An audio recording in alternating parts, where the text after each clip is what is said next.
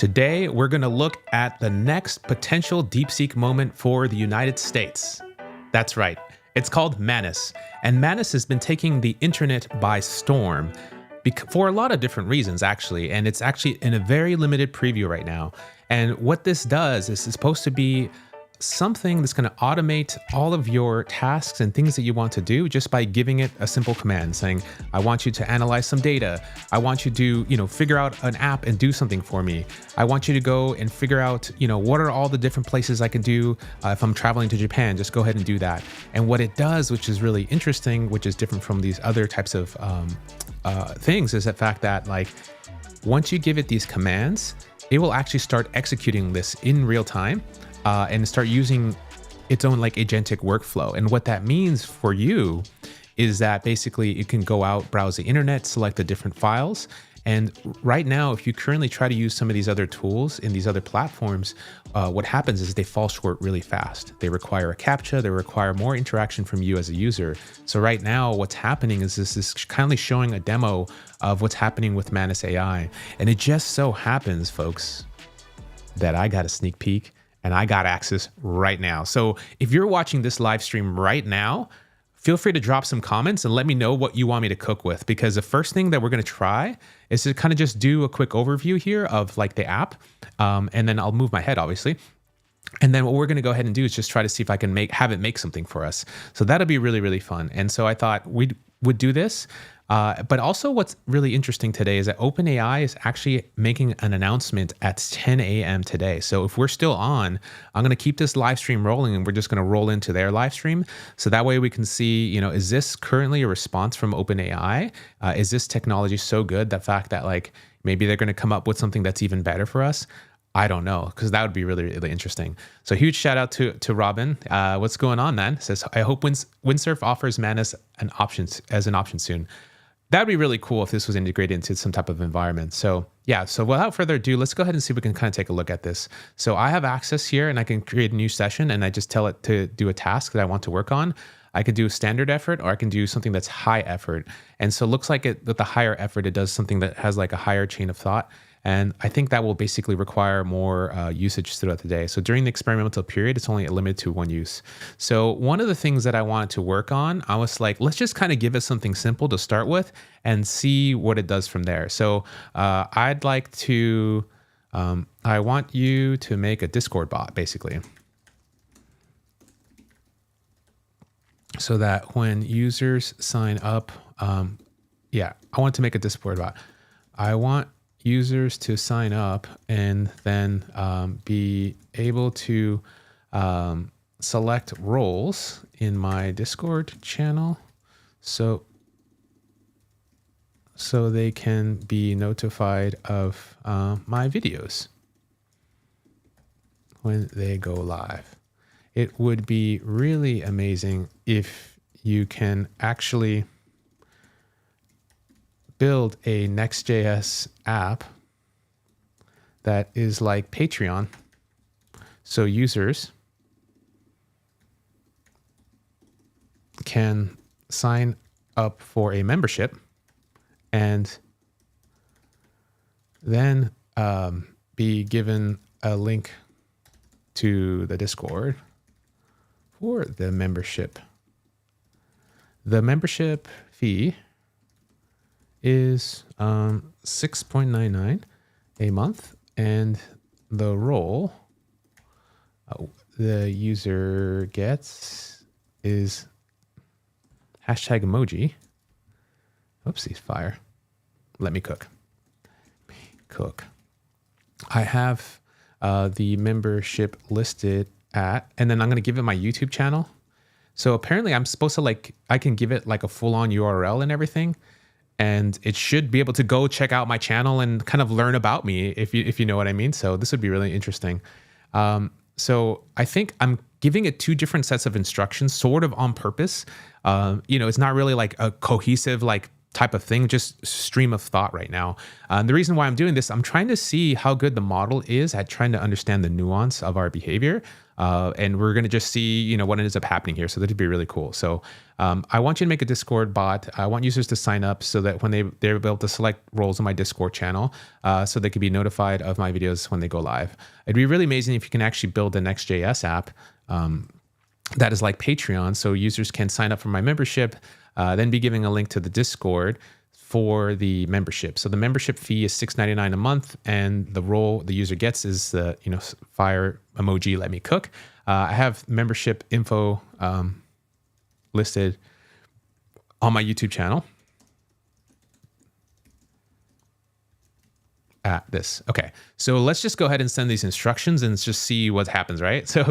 Okay, browser notifications. We're going to kind of pause on that. So this is actually typing to me right now, and we can see it at the top left corner. It's doing this whole thing about like, hey, we've created a Discord bot.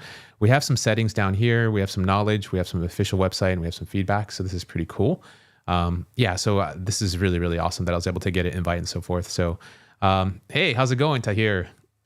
Welcome to the stream. So I'm actually streaming on all platforms right now. I'm streaming on Twitch. I'm also streaming on X. I'm also streaming on YouTube. So this is kind of, I'm expanding my reach here, which is really awesome. And so if you're finding me at any one of these places, I know people prefer going back to YouTube when they have a subscription there. That allows them basically to, watch this at any time in higher quality and so forth. And then on X, in YouTube, it's kind of harder to go find my streams where it's kind of easier to subscribe and kind of stay up to date there. Uger, okay, you have a prompt. This is cool. I want to make $100,000 year business, create one or more for me. I think that'll be really interesting. So one of the things that I hear here is that it's supposed to basically take prompts like this and do a lot of deep research and kind of combine a lot of different theories here. So this is going to be really, really cool. I'll help you create a Discord bot, Next.js membership app. I'll first check your Discord channel or your YouTube channel to see the content to understand your branding. Bro, dude, this is pretty fire. I'm not going to lie. This is crazy. So you research YouTube channel, content, and branding. So this is literally what it's doing right now, and it's using a browser. So let's take a look and see what it's doing. Manus computer. Okay.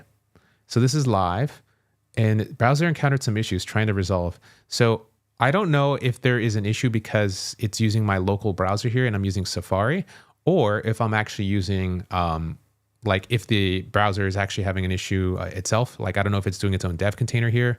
I also don't know if it's like, if I use Chrome, if I'll have different results. I like using Safari because WebKit is extremely performant, and this is my preference.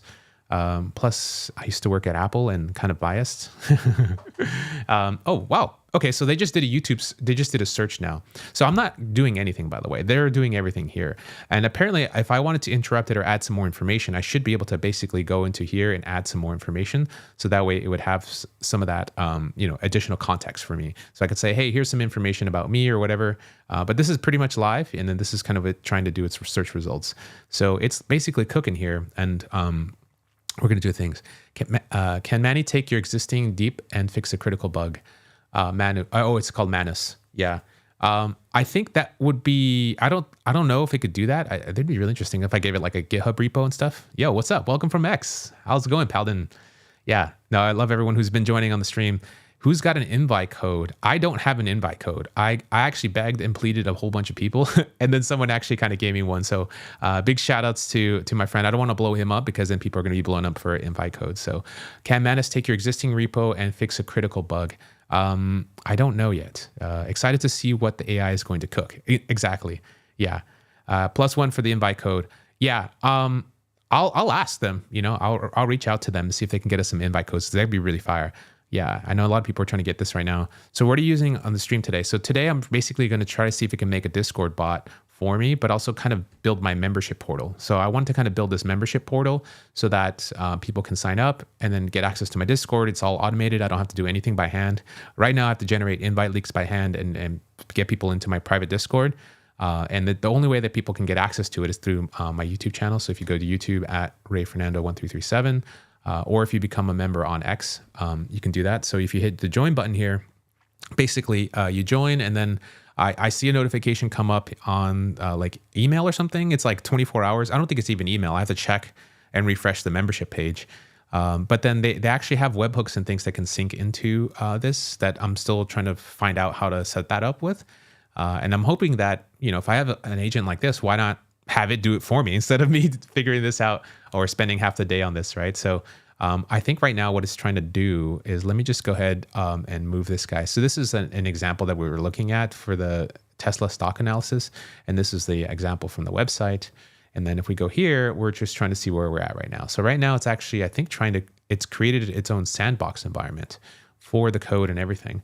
So it looks like I've encountered a server error. I see that you're an AI-focused content creator and an ex-Apple engineer who creates AI tools. That's awesome. Or content about AI tools, coding applications. Now I'll proceed with setting up a Next.js membership application and Discord bot for your channel. That's pretty crazy. So yeah, so I got this from my Twitter profile. That's really interesting. And so now it's actually doing, so this looks like I don't have Ubuntu. So it has its own shell environment. It's actually currently creating this like to-do list. Wow.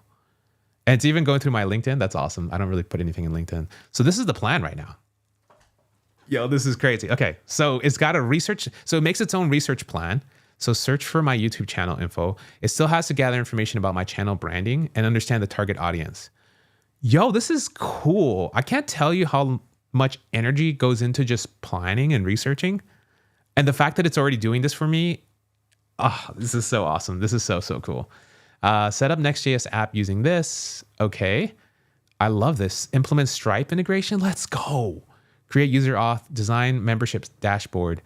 Oh my gosh, this is awesome. So if I give it if I go onto Stripe right now and I create this and I give it the URL, it'll probably just go ahead and incorporate it. Whoa. So then remember the instructions about the Discord bot as well earlier? So I told it in my first sentence that I want to set up a Discord bot. It even knew that in its context and said, let's just go ahead and set up a separate feature for that. That is so cool. That's how important it is just to, I'm very impressed right now, just so far, that it's able to get all this type of information. So create a Discord bot, implement a role, connect Next.js endpoints, test the membership sign-up flow, test payment processing, test Discord bot. I love the way that it's even wanting to do testing and even deployment as well. This is absolute bonkers. Create a user guide for membership system. Wow. And it's even doing documentation. Let's go. Yeah. When it uses browser to do, you see it using it. It's probably just a headless browser in Manus. I think that's probably what's going on. Thank goodness. Yeah, I'm really curious to see how well it does with tasks on its own and to what depth it can do.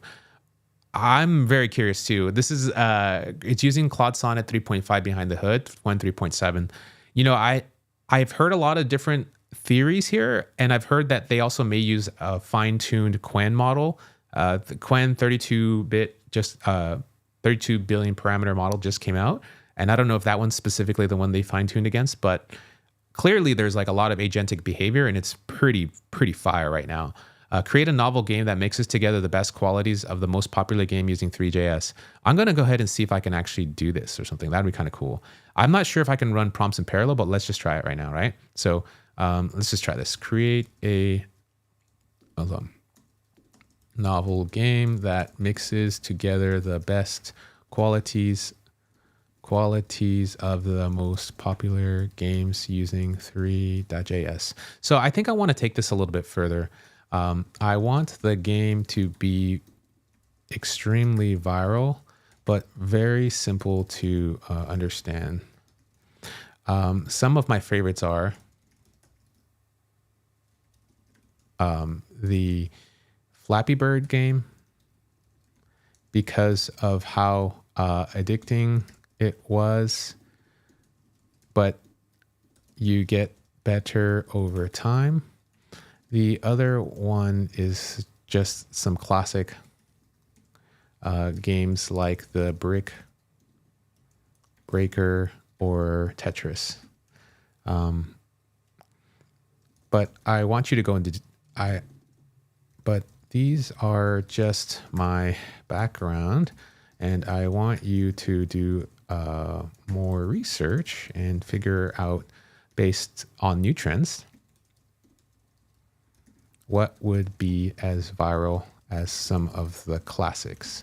Sometimes remaking a classic in a new way will make it viral again.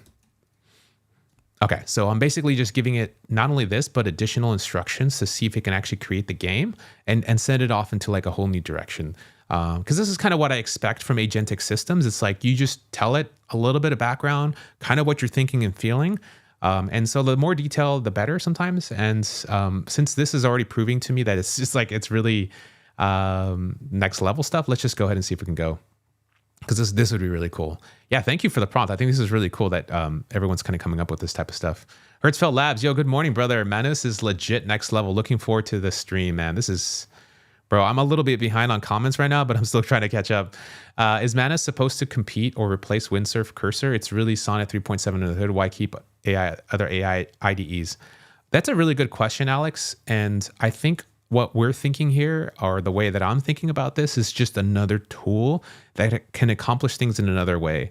And so this is not specifically meant for coding. It's actually more generalized, which is really kind of mind-blowing here if you can think about it, because I'm only doing it to create apps right now or stuff for my workflow, but literally it can just generate research reports, right? It can write like something if you work in the finance industry and do stuff like that. If you're planning a trip, it's supposed to like, go and actually find the things and look in Google Maps and just pull up Street View and do all this crazy stuff. So I think it's a little bit beyond that. I think it's smart to look at it maybe from a code perspective because that's what I'm most familiar with. But you still need a place once you get the code to maintain it and continue to update it, right? To go from 0 to 1, which is basically go from nothing to like the first something, and have something that's really a good place to start. I think this is kind of where it's really promising here. This is kind of the way that I'm looking at it. Have it do something more complex than just stacked series or parallel web searches. Everyone's doing that. Web browsing has been solved. Don't waste your limited credits with basic requests. The Chunky, please let me know anything that you want me to build. I think that'd be really cool. Trying to see if I can build this game here based off that prompt. So that'd be really cool. So maybe you have some free invites hidden somewhere in your accounts. I'll take a look. That'd be really cool. And see if we can get some invites. With the tools that's coming, is it worth building agents manually? I don't know, man. I think it's still good to learn and understand what the limitations of these agents are because they do eat up lots of tokens. And so if you can understand how that works, then you can start building on your own. It's never, too late to do anything. How long do you think will take to allow the process? How long? I don't know. I actually think it's going to take like a very long time, which is kind of why I started some of these prompts. And then we're just going to be revisiting them based on any input. So right now, we're going back to the Discord bot. So the Discord bot and the membership portal, right now we're at, so far it's basically, I think it's created the Twitter research. Yo, this is crazy. It wrote a script to do some research? Sheesh, bro. So this is our plan. It has a research plan and it has the details for the app as far as what it's going to do here. And then the Discord bot and the integration. And so like it already wrote a script to go scrape my profile to do the research and get tweets as well. Bro, this is crazy. And here's the Discord membership app. So it's actually now has the app and it wrote out some code for the client. So it's like, here's your app client. And then that's interesting. Okay. And then it's actually getting some more information about me as far as a YouTube AI content creator for the error here. And then... Okay, so what does it say here? I've been researching your YouTube channel, and so now I'll proceed on setting up the Next.js membership app. Wow. This is great. So now it's updated the to-dos, and then let's see, what's it doing now? Yeah, and now that it's basically now at this step. Oh, this is so cool. I'm just following this step by step. This is really amazing. So now it's created the app, has a database in here. For Cloudflare workers, let's go. Oh my God, this is goated. Just like today I woke up in beast mode. Holy guacamole. And is even setting up the database migrations. Oh, I like the Chinese characters here too. This is really interesting. Huh. Wow. And it's setting up the components, right? So the membership sort of counter. So what is it? Get the next headers. I have to translate what this means. Let's see, translate. Increase the count and record access.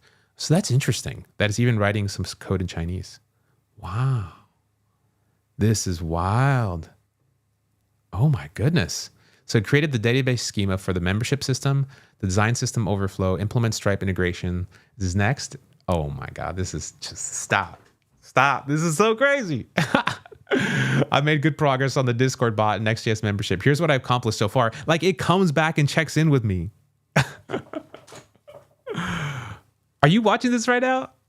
This is absolute bonkers. I researched a YouTube channel for the online presence. Dang. Set up the Next.js with Cloudflare Workers template, which includes the project structure. This is better than I would do this. It's got users, membership, Discord integration, payment history. This is somebody I would hire on Fiverr to do. And it just like, what?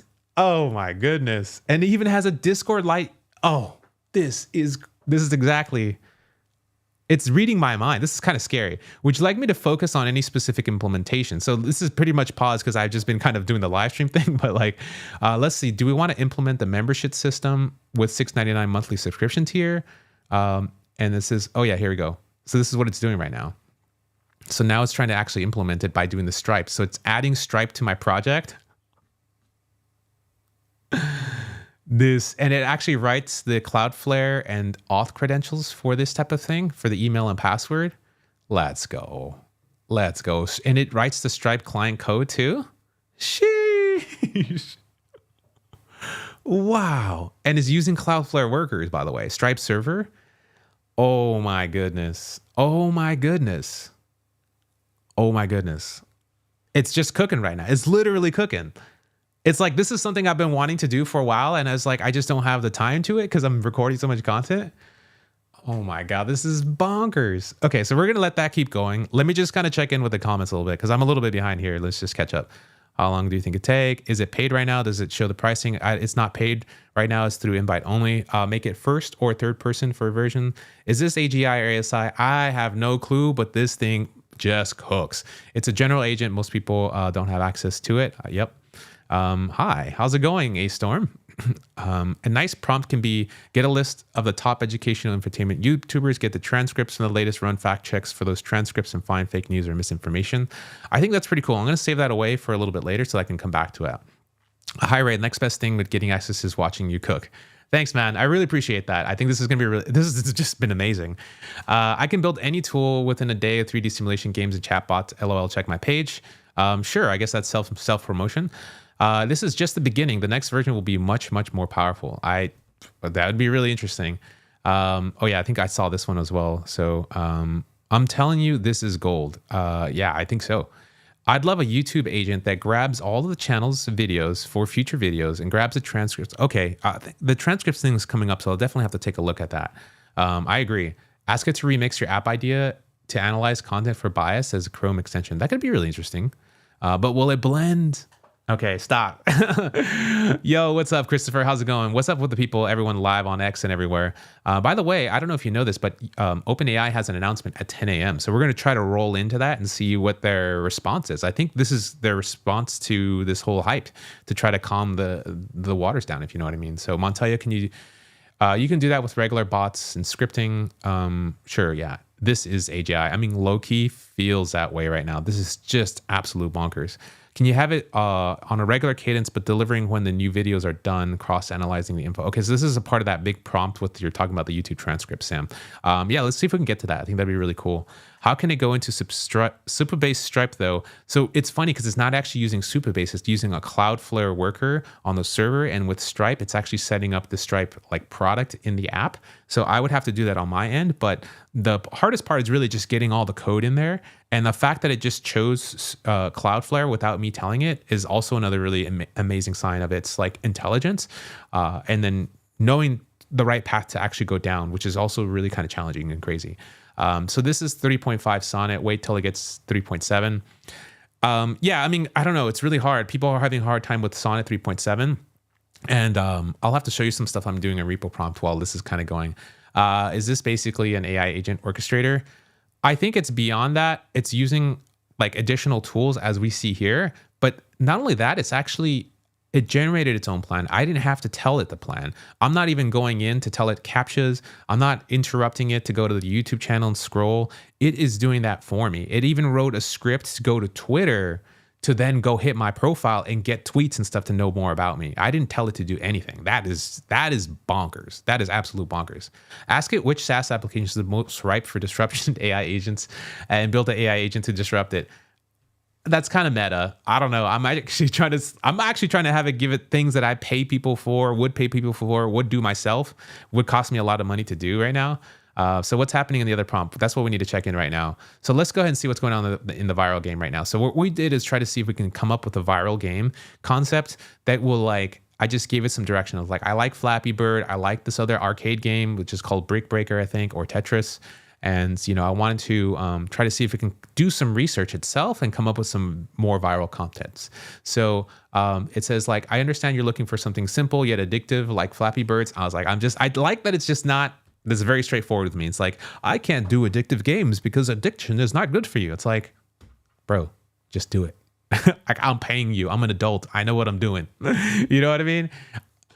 I drink caffeine on purpose because I want to get buzzed, like that's what's up. So yeah, it's doing its thing. It's basically created our task here. So this is the game. So for those who are just tuning in, we try to see if we can actually do like a game concept here. And with the game concept, it's now come up with some research. So it's going to research characteristics of viral games.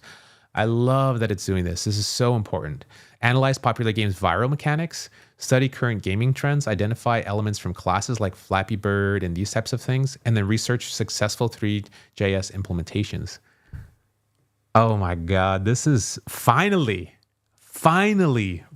we have something here that like just cooks for us. This is absolute bonkers. I don't even know what to say right now. I think we're having a moment. I think we're all having a moment right now. I feel like, oh wow. Okay, I'm hyping this up way too much. But I saw McKay Wrigley's post on this, and I understand. I understand the feeling now. It's got the game design phase, right? So about designing the concepts, the development phase, testing. This is gorgeous, so gorgeous right now. So research viral game characteristics. Researching current gaming trends in 2025. This is beautiful. It's even going to like the blog and stuff. Sheesh, get out of here. Get out of here. It's even scrolling down. Oh my goodness. This, I had to tell it zero instructions, like about what websites to go to. I didn't have to set up a browser. I didn't have to code up all these extra things. I didn't have to drag in a component to tell it to do these things. It's doing it for me. Oh my God, this is crazy. Okay. All right. So analyze popular games. So it's now just updating its to-do list.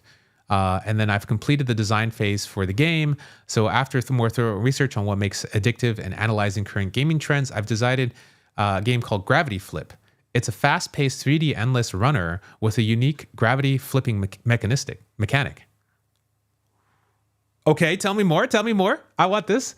The game combines the best elements that makes games go viral. So that's a one-tap clip control scheme, so to flip the gravity, physics-based interactions for satisfying feedback, progressively difficulty that becomes challenging quickly, short play is like 30 to 90 seconds. This is perfect. Yo, I think we're going to make a viral game, and if this thing makes a ton of money, bro, oh my God, this is going to be ridiculous.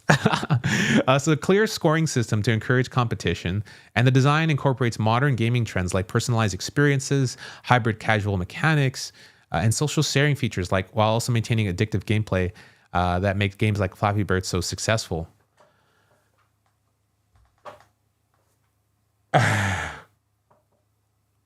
Stop. Just stop right now. I don't even know if I could take this. Yo, end of stream. We got to end this right now. This is it's game over, bro. It's game over.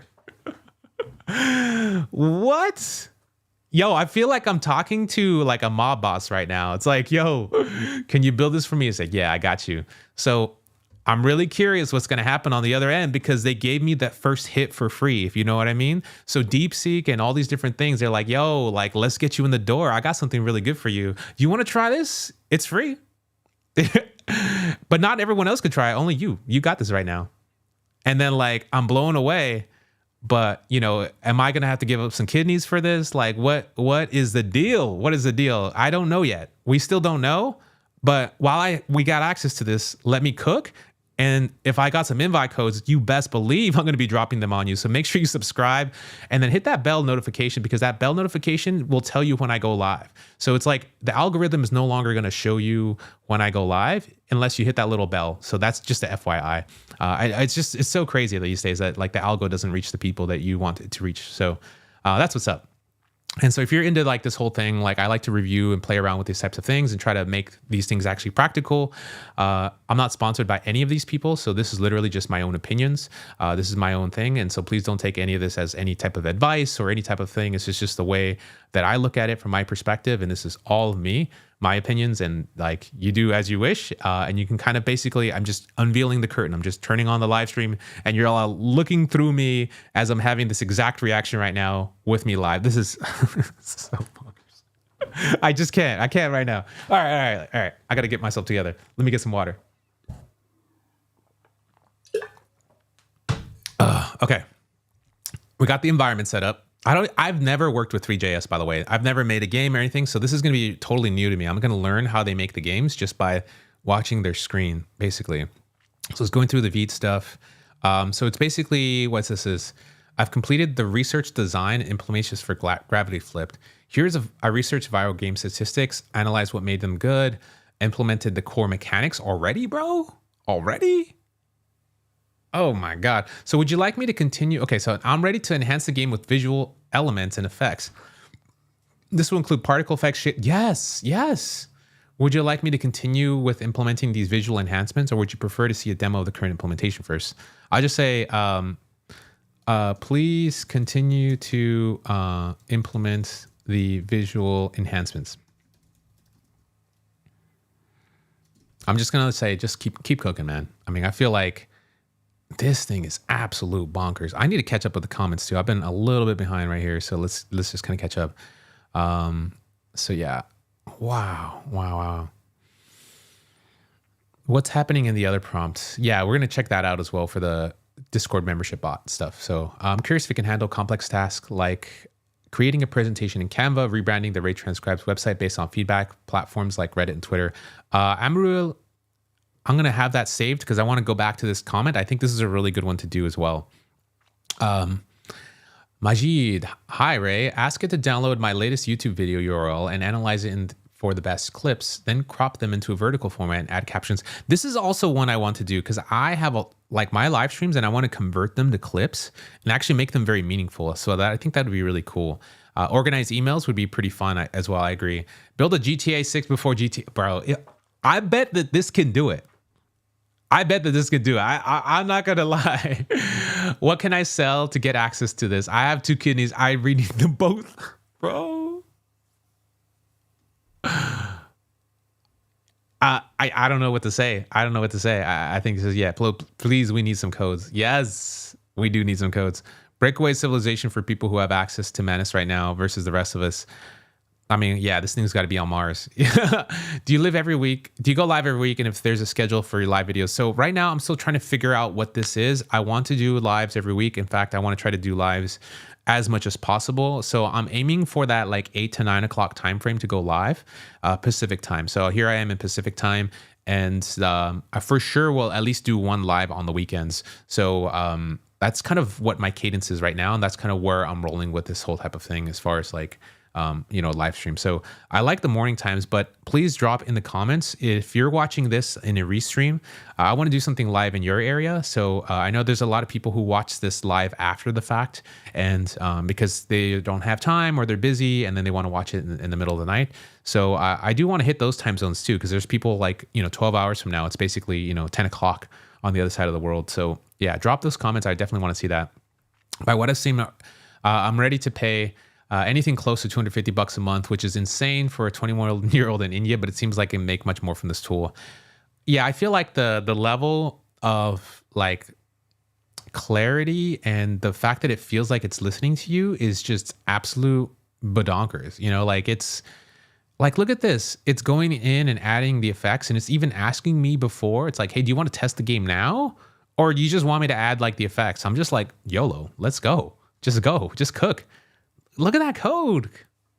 Yo, this is crazy. Any idea? I have no idea, and I do want to find out. I think that'd be really cool to figure out when this is going to be out for the rest of the folks. So let's go back to our Discord bot. So for those who are just joining in, what I got going on is basically a membership bot. So I wanted to see if I can have a membership channel created so that it can just, it's an app where you can go sign up for my monthly subscription. And then once you sign in, it will generate an invite for my private Discord, and then I automatically assign you the role and so forth. So I just thought, this is something I want to build myself, but that's like, why don't I just have, the AI build it for me? So as of where we're at right now, there's a task that's pending and I'm just kind of trying to catch up. So right now, it basically has, let's see, where has it gone to? It created a database, and it's created the database using Cloudflare workers, and it's using the Stripe implementation and everything for handling all that. So now allows users to sign up for the account, subscribe, access their Discord membership, generate an invite leak, view their payment, subscription details. This is so ridiculous. So in order to use this, all I have to do is just an npm install Discord. Okay, oh, it's already installing the app. So then this is kind of where we're at now. So it's at the Discord bot status now. This is so crazy. So it's creating a Discord bot using Node. Yeah. Oh, this is brilliant. Wow, this is so crazy. Here's using the API. This is beautiful. Wow. This is great. Yeah, it's using Express. Huh. I love this. Oh my, the amount of time and research it takes to do this stuff is so crazy. So now I can connect it with those. I've completed the Discord bot implementation. Here's what I built. A Discord bot that can assign the Let Me Cook role, send notifications to your Discord server, verify membership status through an API endpoint, an API server that provides an endpoint for the Next.js to communicate, and handles membership verification.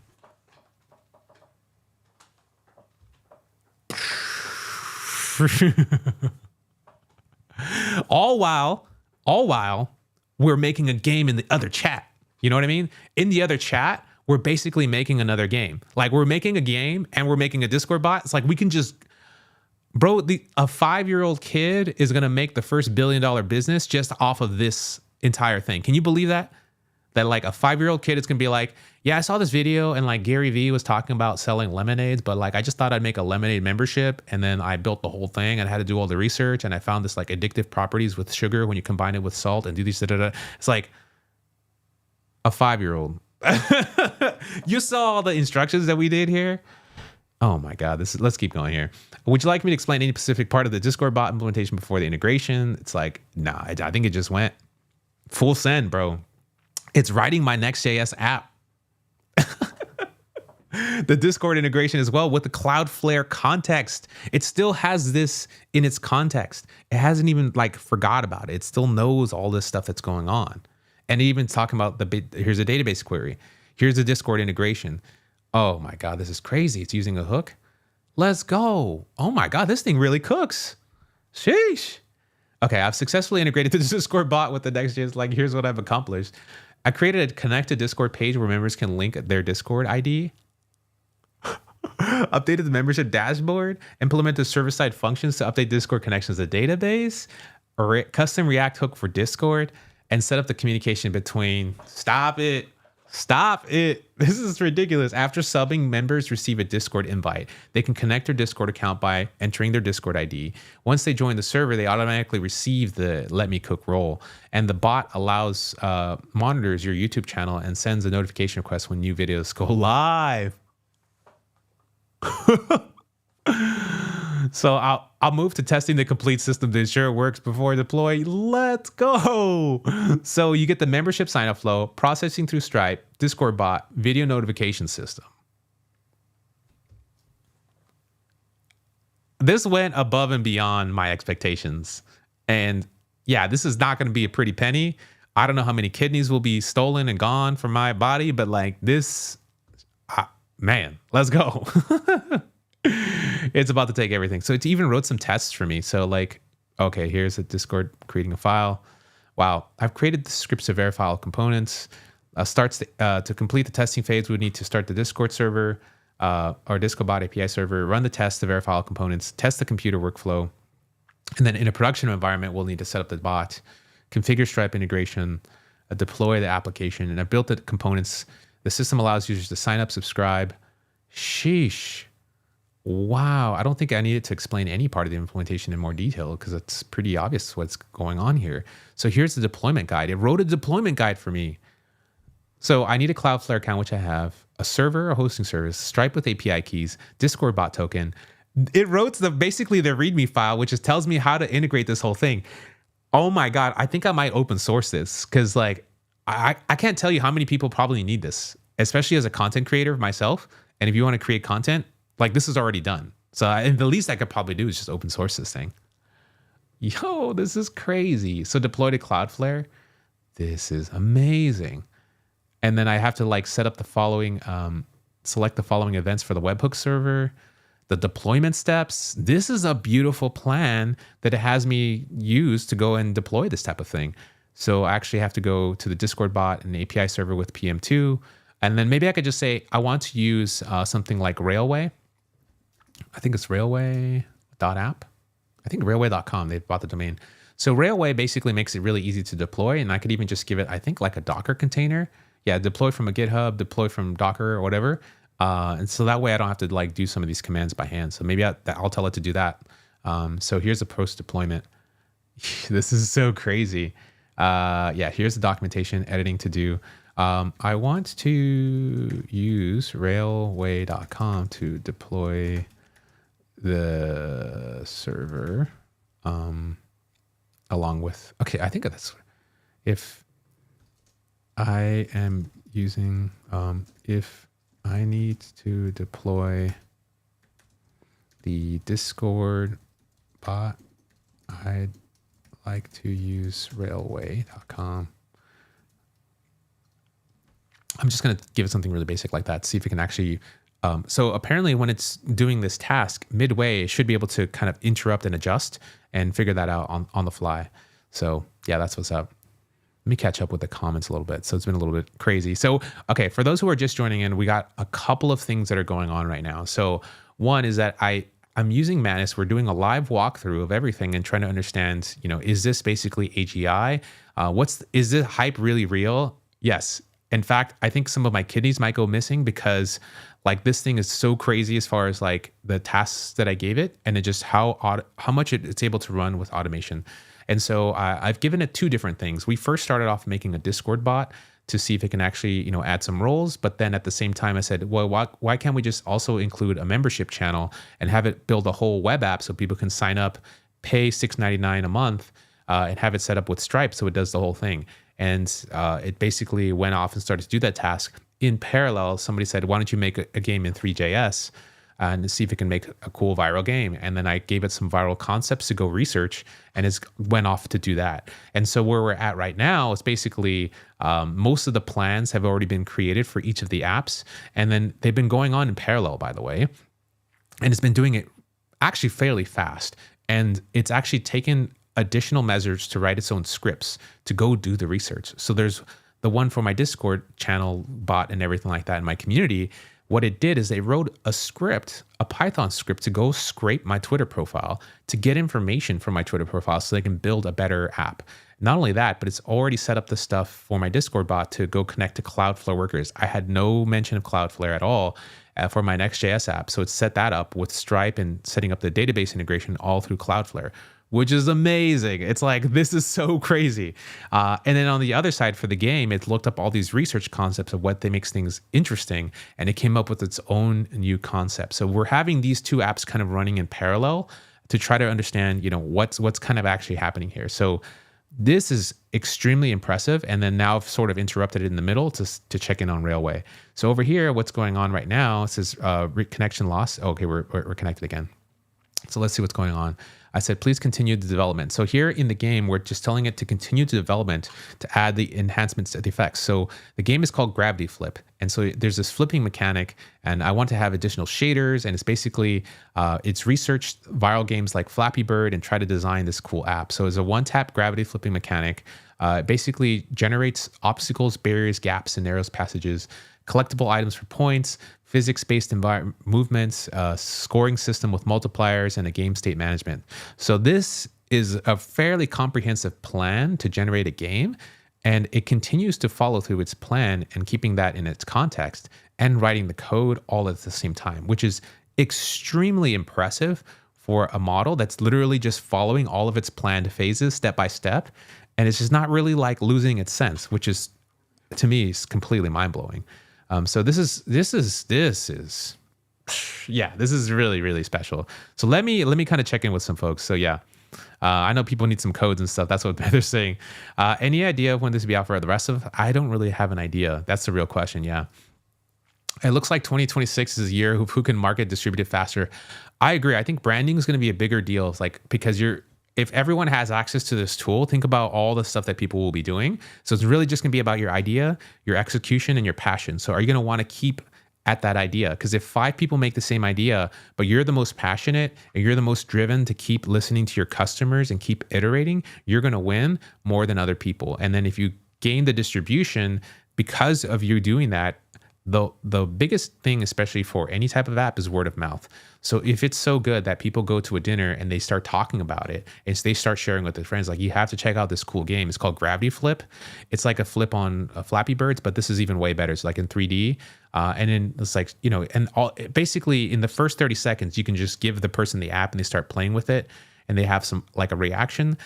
And then like they're wanting to share with their friends, like that's what you need. That grows faster than any type of marketing at all. So if you just make something that's really good, and you keep iterating, you kind of keep making that type of loop, that is super duper powerful. And I feel like you just have to like use these tools to throw these ideas out there and test them out. And it feels like you can just now test things out much faster than possible, because to write them in code, to write them in Cursor, you have to get templates and you have to do these things. You have to iterate. You literally have to learn software development.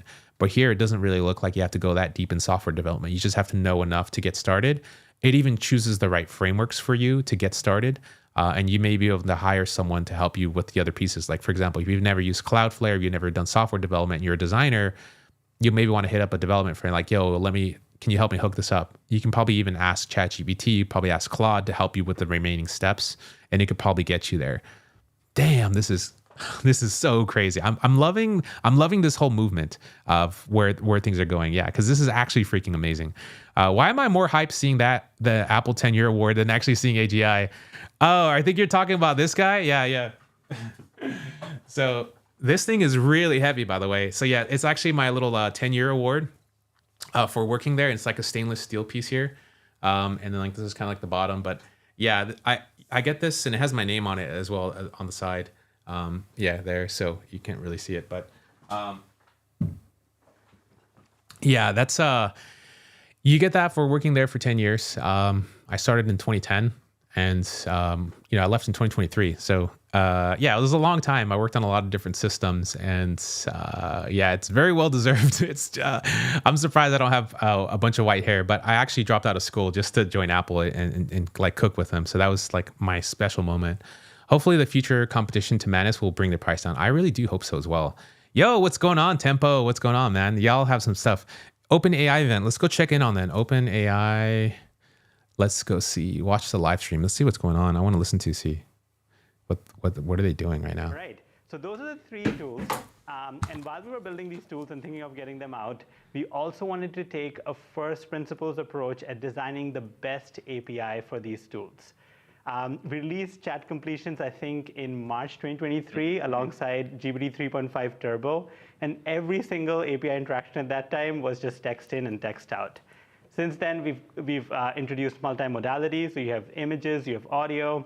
We're introducing tools today. And you also have products like O1 Pro, Deep Research, Operator that make these multiple model turns and multiple tool calls behind the scenes. So we wanted to build an API primitive that is flexible enough. It supports multiple turns. It supports tools.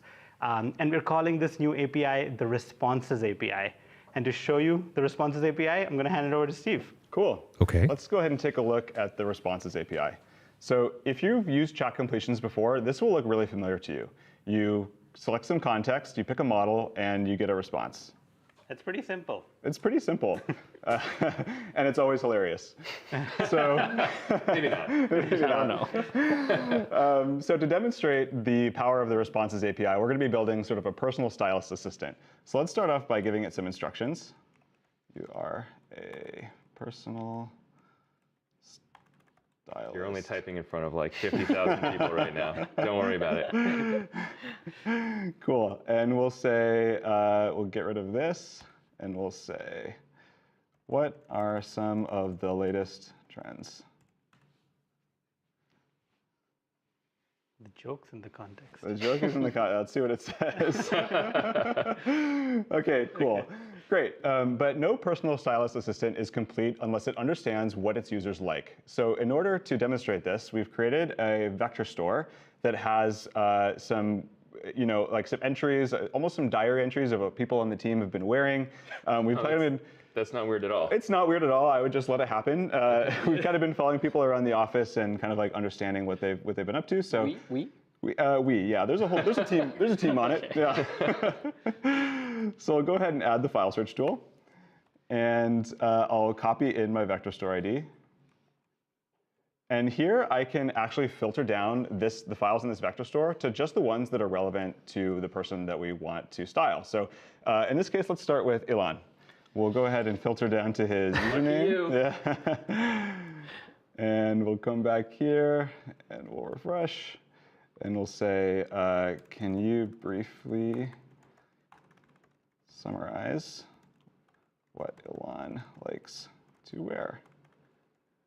I often ask ChatGPT this question. Yeah, but it never knows, and now it can actually tell you what Ilan likes to wear. Cool, so Ilan has a distinct and consistent style characterized by a Miami chic. That's really awesome. So the file search tool is a great way to bring information about your users into your application. But in order to be able to create a really good application for this personal stylist, we want to be able to bring in fresh data from around the web so that we have both the newest information and also stuff that's really relevant to your users. So in order to demonstrate that, I'll add the web search tool. Cool. The web search tool is really great because you can also add data about like where your user is. So let's try with somebody else. Kevin, are you happen to be taking any trips anytime soon? Let's say Tokyo. OK, cool. Tokyo. So I'll put in Tokyo here. And we'll swap in Kevin. And the Responses API is really cool because it can do multiple things at once. It can call a file search tool, it can call the web search tool, and it can give you a final answer by response. So in order to tell it exactly what we want, let's give it some instructions. And it'd be good if I knew how to code well. Great. You say you're an engineer here. Yeah, well, I'm in training. So what we want the model to do is when it's asked to recommend products, we want it to use the file search tool to understand what Kevin likes, and then use the web search tool to find a store near him where he can buy something that he might be interested in. So let's go back and say, find me a jacket that I would like nearby. And what the model will do is it will issue a file search tool call to understand what kinds of things Kevin likes to wear. And then it will issue a web search tool call to then go and find stuff that Kevin would like based on where he is.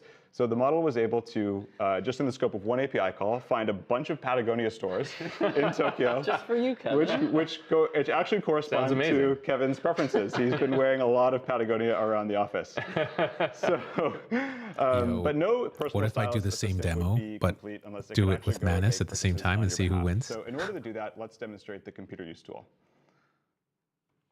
So we'll go ahead and add this. We're using the computer use preview model and the computer use preview tool. And we will ask, help me find my friend Kevin a new Patagonia jacket. What's your favorite color, Kevin? Let's go with black. And black. Can't have too many black Patagonia jackets. And what the model will do is it will ask us for a screenshot. And we have a Docker container running locally on this computer. And we will go ahead and send that screenshot to the model. It will look at the state of the computer and issue another action. Click, drag, move, type. And then we will execute that action, take another screenshot, send it back to the model. And then it will continue in this fashion until it feels that it's completed the task, and then return a final answer. So while this is kind of going and doing its thing, we'll hand it back to Nikunj. Yeah, awesome. So these are some really cool tools and a really flexible API for you to build agents, and you have amazing building blocks to do that now. But for those of you who have built more complex applications, like say you're building a customer support agent, it's not always about just having one agent that's sort of the personal stylist. You also have some agentic application that's doing your refunds. You have another thing that's answering customer support FAQ queries. You have something else that's dealing with orders and billing, et cetera. And to make these applications easy to build, we released an SDK last year called Swarm. And Swarm made it easy to do agent orchestration. This was supposed to be an experimental and educational thing, but so many of you took it to production anyway. So you're like forcing our hand over here. and so we've decided to take Swarm and make it production ready, add a bunch of new features, and we're going to be rebranding it to be called the Agents SDK. Ilan built Swarm and helped build it, so I'm going to hand it over to him to tell you more about how it works. Yeah, thanks, Nikunj. Yeah, so in my time at OpenAI, I've spent a lot of time working with enterprises and builders to help them build out agentic experiences. And I've seen firsthand how pretty simple ideas can actually grow in complexity, like when you actually go to implement them. And so the idea with the Agents SDK is to keep simple ideas simple to implement while allowing you to build more complex and robust ideas still in a pretty straightforward and simple way. So let's take a look at what Steve had before in the demo, but implemented using the Agents SDK. It's going to look very similar at first. We have our agent defined here. We have some instructions. And we also have both of the tools, file search tool, web search tool, that we had before. Is this using responses under the hood? Yeah, so by default, this is using the responses API, but we actually support multiple vendors. Anything that really fits the chat completions shape can work with the Agents SDK. Nice. So during the practice runs, we actually accidentally ordered many Patagonias. So I'm sorry, we're gonna have to. I don't understand. What's the problem? We're helping you here. We want to return some of them, and so to do that, I could usually just add in a returns tool and add more to this prompt and get it to work. But the problem with that is you start to mix all of this business logic, which makes your agents a little bit harder to test. And so this is the power of multiple agents, is you can actually separate your concerns and develop and test them separately. So to do so, let's actually introduce an agent specifically to deal with this sorts of returns. So I'm going to load mine in. And great, so we still have our agent from before. But you can see there's also this new agent, the customer support agent here. And I've defined a couple tools for it to use, the get past orders, and then submit refund request. And you might notice these are just regular Python functions, as this is actually a feature that people really loved in Swarm that we brought over to the Agents SDK, which is we'll take your Python functions and look at the type inference or look at the type signatures and then automatically generate the JSON schema that the models need to use to perform those function calls. And then once they do, we actually run the code and then return the results. So you can just define these functions as they are. Now, I've given them, now we have our two agents, right? We have the stylist agent and we have the customer support refunds agent. So how do we interact with both of them as a user? This is where the notion of handoffs come in. And a handoff is actually a pretty simple idea that's pretty powerful. And it's when you have one conversation where one agent is handling it, and then it hands it off to another, where you keep the entire conversation the same, but behind the scenes, you just swap out the instructions and the tools. And this gives you a way to triage conversations and load in the correct context for each part of the conversation. So what we've done here is created this triage agent that can hand off to the stylist agent or the customer support agent. So enough talking, let's actually see this in action. So I'm going to save and do, I think we may have ordered one too many Patagonias. Can you help me return? I don't understand. I know, I'm so sorry. I can get you one later. So what just happened here is it started off by transferring, remember we're starting with the triage agent, to the customer support agent. And this is just a function call that I'll show you in a second. And then the customer support agent proactively called the get past orders function where we can see all of Kevin's Patagonias. I think you'll be okay. Cool. So to actually see what happened behind the scenes, usually you might need to add some debugging statements by hand. But one of the things that the Agents SDK brings right out of the box is monitoring and tracing. So I'm going to go over to the tracing UI that we have on our platform to actually take a look what just happened. So these are some of the previous runs that we've had. I'm just refreshing the page. And we can see the last one. And this last one, you can actually see exactly what happened. We started with a triage agent, which we sent the request to, made a handoff, and then switched over to the customer support agent, which called the function. Now, we can see what the original input was. And handoffs are first-class objects in this dashboard. So you can see not only which agent we actually handed it off to, but any that it had as options that it did not, which is actually a really useful feature for debugging. Afterward, once we're in the customer support agent, you can see the get past orders function call with any input params. Here there were none. And then the output is just, again, just all of Kevin's very monotonous history. And then finally, we can get to the end where you get a response. And so these are some of the features that you get right out of the box with the Agents SDK. There's a few more. We also have built-in guardrails that you can enable. We have lifecycle events. And importantly, this is an open source framework. So we're going to keep building it out. And you can install it very soon or right now. So you can just do pip install OpenAI --agents. And we'll have one for the JavaScript coming soon. But to close this off, let's actually perform the refund. So, you know what? I'm sorry, Kevin. Get rid of all of them. Oh. What am I going to wear? Kevin's going to be cold. Yeah, let's see. It's a lot of them. There we go. It takes a while to return so many categories. Yeah. And so what happens under the hood? How do you debug this? How do you understand more about what's going on? Yeah, so that we can all do back in the tracing UI. So this is a pretty nice, straightforward way to build out these experiences. Yeah, Nikunj, Awesome. Pass it back to you. I'm so excited for all of you to have access to all of these tools. And before we wrap up, I wanted to make 2 additional points.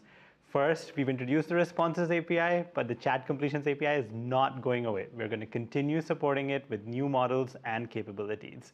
There will be certain capabilities that require built-in tool use, and there'll be certain models and agentic products that we release in the future that will require them, and those will be available in Responses API only. Responses API features are a superset of what chat completion support. So whenever you decide to migrate over, it should be a pretty straightforward migration to you. And we hope you love the developer experience of Responses because we put a lot of thought into that. The second point I wanted to make was around the Assistance API. We built the Assistance API based on all the great feedback that we got from all of our beta users. And we wouldn't be here without all the learnings that we had during the Assistance API phase. We are going to be adding more features to the Responses API so that it can support everything that the Assistance API can do. And once that happens, we'll be sharing a migration guide that makes it really easy for all of you to migrate your applications from Assistance to Responses without any loss of functionality or data. We'll give you ample time to move things over, and once we're done with that, we plan to sunset the Assistance API sometime in 2026. We'll be sharing a lot more details about this offline as well. But yeah, that's it for me. I'll hand it over to Kevin to wrap us up. Awesome. Well, we're super excited to announce the Responses API and the idea that we can take a single powerful API and bring together a whole bunch of different tools, from reg and file search to web search to Kua and our operator computer use APIs. Now, you can count on us to continue building powerful new models and bring more intelligence, to bring more powerful tools to help you build better agents. 2025 is going to be the year of the agent. It's the year that ChatGPT and our developer tools go from just answering questions to actually doing things for you out in the real world. We're super excited about that. We're just getting started. We know you are too, and we can't wait to see what you build. Yo, fam, that's the end of their live stream. Okay. Wow. So they came up with this computer use system, and they actually have a sample app that I was able to find here. And so what's kind of funny is I'm trying to see if I could build this separately. like as an app, but build on top of it with their code. So in real time, right now, what we're doing is basically we're leveraging their existing code and stuff that they just announced here in the live stream, and then just seeing if actually Manus can cook with it, right? So I'm basically doing their demo, but also leveraging their code and see if we can actually build something on top of this or build something that's better. And so here's their computer use environments, like detailed information. So the computer use can work with a computer environment and handle like these types of actions like click, double click. So it's kind of giving me the vibes of kind of what Anthropic had put out. Looks like it does something with Playwright SDK, Docker, browser base. Browser base. That's probably why it's so good. Scrappy browser. Nice. Okay, this is pretty cool. There's like a little bit of a Docker setup. This is pretty awesome. So this is all available from OpenAI right now. It's open source. So it's an OpenAI CUI example. There's only 3 stars. I'm going to be the 4th. Let's go. So that'll be here. I'm going to put this into the chat so that way we can kind of do this here. Yeah, I should be able to go to everyone, and then that way everyone can see it here. So you should be able to see this in chat. So OpenAI / OpenAI's Kua sample app or something is kind of what they're thinking there. So yeah, so nothing burger. Okay. Yeah, I mean, I think it's just their response to this so that people can start building apps and stuff. It makes a lot of sense. So would you be able to give a brief summary on what OpenAI released? So it sounds like they released some new APIs that will basically now do some cool agentic browser use stuff. I still need to kind of figure out what it is because we kind of missed the beginning half of this whole demo. So ask Manus to do this. Yes, yeah, like looks like OpenAI. So let me just go ahead and see if I can kind of find out real quick and just maybe ask Grok. So if I just go to X and then kind of figure out like what did OpenAI just announce now? What did OpenAI just announce today? This should probably be able to tell us, you know, because that's what I like about Grok. It's found the 5 posts. It's doing the different things. Like it's one of the advantages of having something like Grok is the ability so that you can actually look up this stuff in real time and see kind of what's happening. So I don't know. It says like, I don't have definite information on the OpenAI holding live stream. So, okay. Yeah. So it looks like they don't even have, can you check the official channels? Let me see. I think I'm just going to have it do its thing. So yeah, we'll see what's up. Yes, Manus. Yeah, it says Manus, MANUS. So that's what's kind of funny. So they released basically a proprietary agent building SDK SaaS. Okay. And the APIs that it's using, it's their tech stack is basically build your own general agent, i.e. Manus. Okay. So that makes sense. And then they basically released an open source app to see if they can get people to use it and stuff. So given the timing, it's possibility an agents SDK similar for building AI applications, just like you guys were saying, based on the Expo's announcements are developer centric. So yeah, that's basically kind of what we have here. And so this is their computer use sample agent, and it looks like it's written in Python. And so for the agent here, it's doing this agent task. And this is kind of some of the stuff I think they talked on the live stream about. So it looks like we can set up like an agent here. And so what I thought would be really funny was during the live stream, what if I can actually make the same demo or something better at the same time while the announcement was running? So like, because we were just kind of hopping into their live stream and checking out what was going on. And I thought, how cool. Why don't we just try to see if we, since I have access to Manus, use it at the same time? Because that's the whole point. We're supposed to chain these things together and see which will get us the better results.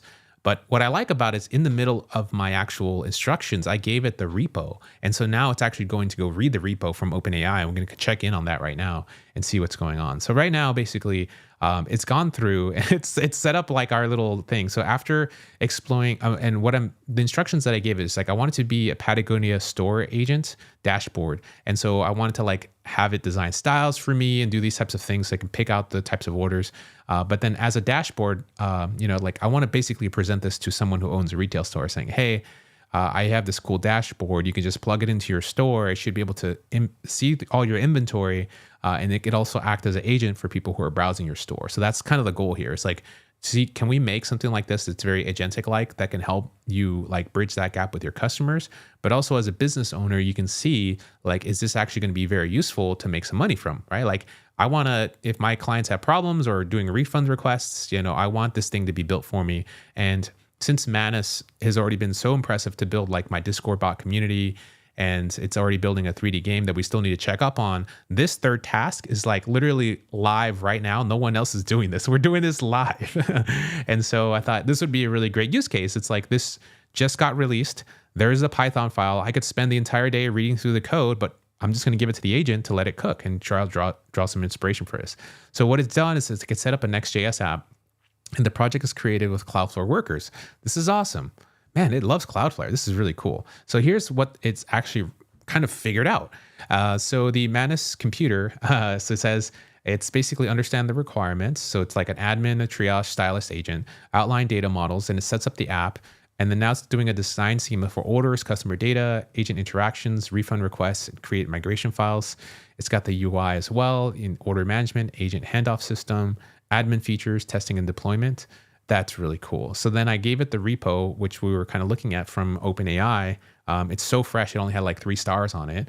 And now it's using that as a reference. It's actually browsing the GitHub repo. You can see it here. And it's clicking different elements, like going into the code just the way I was going into it. What? Oh my God, this is bonkers. So it's not like curling the site. It's literally using the browser to look at the code itself. It's really amazing that it's able to do this. And it's looking through like the computer.py and then clicking the elements. Sheesh, this is insane. So this will help me design an effective database schema for a Patagonia store agent dashboard. Now I'll create the database schema based on both of our requirements and patterns. Oh my goodness. Oh my goodness. Wow. So it created the database schema for the agent, and it says we have an agents table, we have a customers table, we have an orders table, orders items table, refund requests, agent actions, handoff. So these are the relationships between tables constraints to ensure data integrity and the indexes for performance optimization.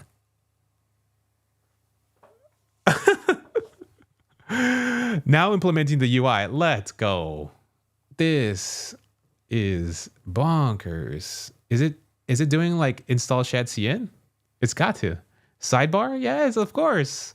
Of course, bro. Of course. Here's the orders page. Oh my God. Now it's just editing the file for app refunds page. Dang. Go off with your bad self.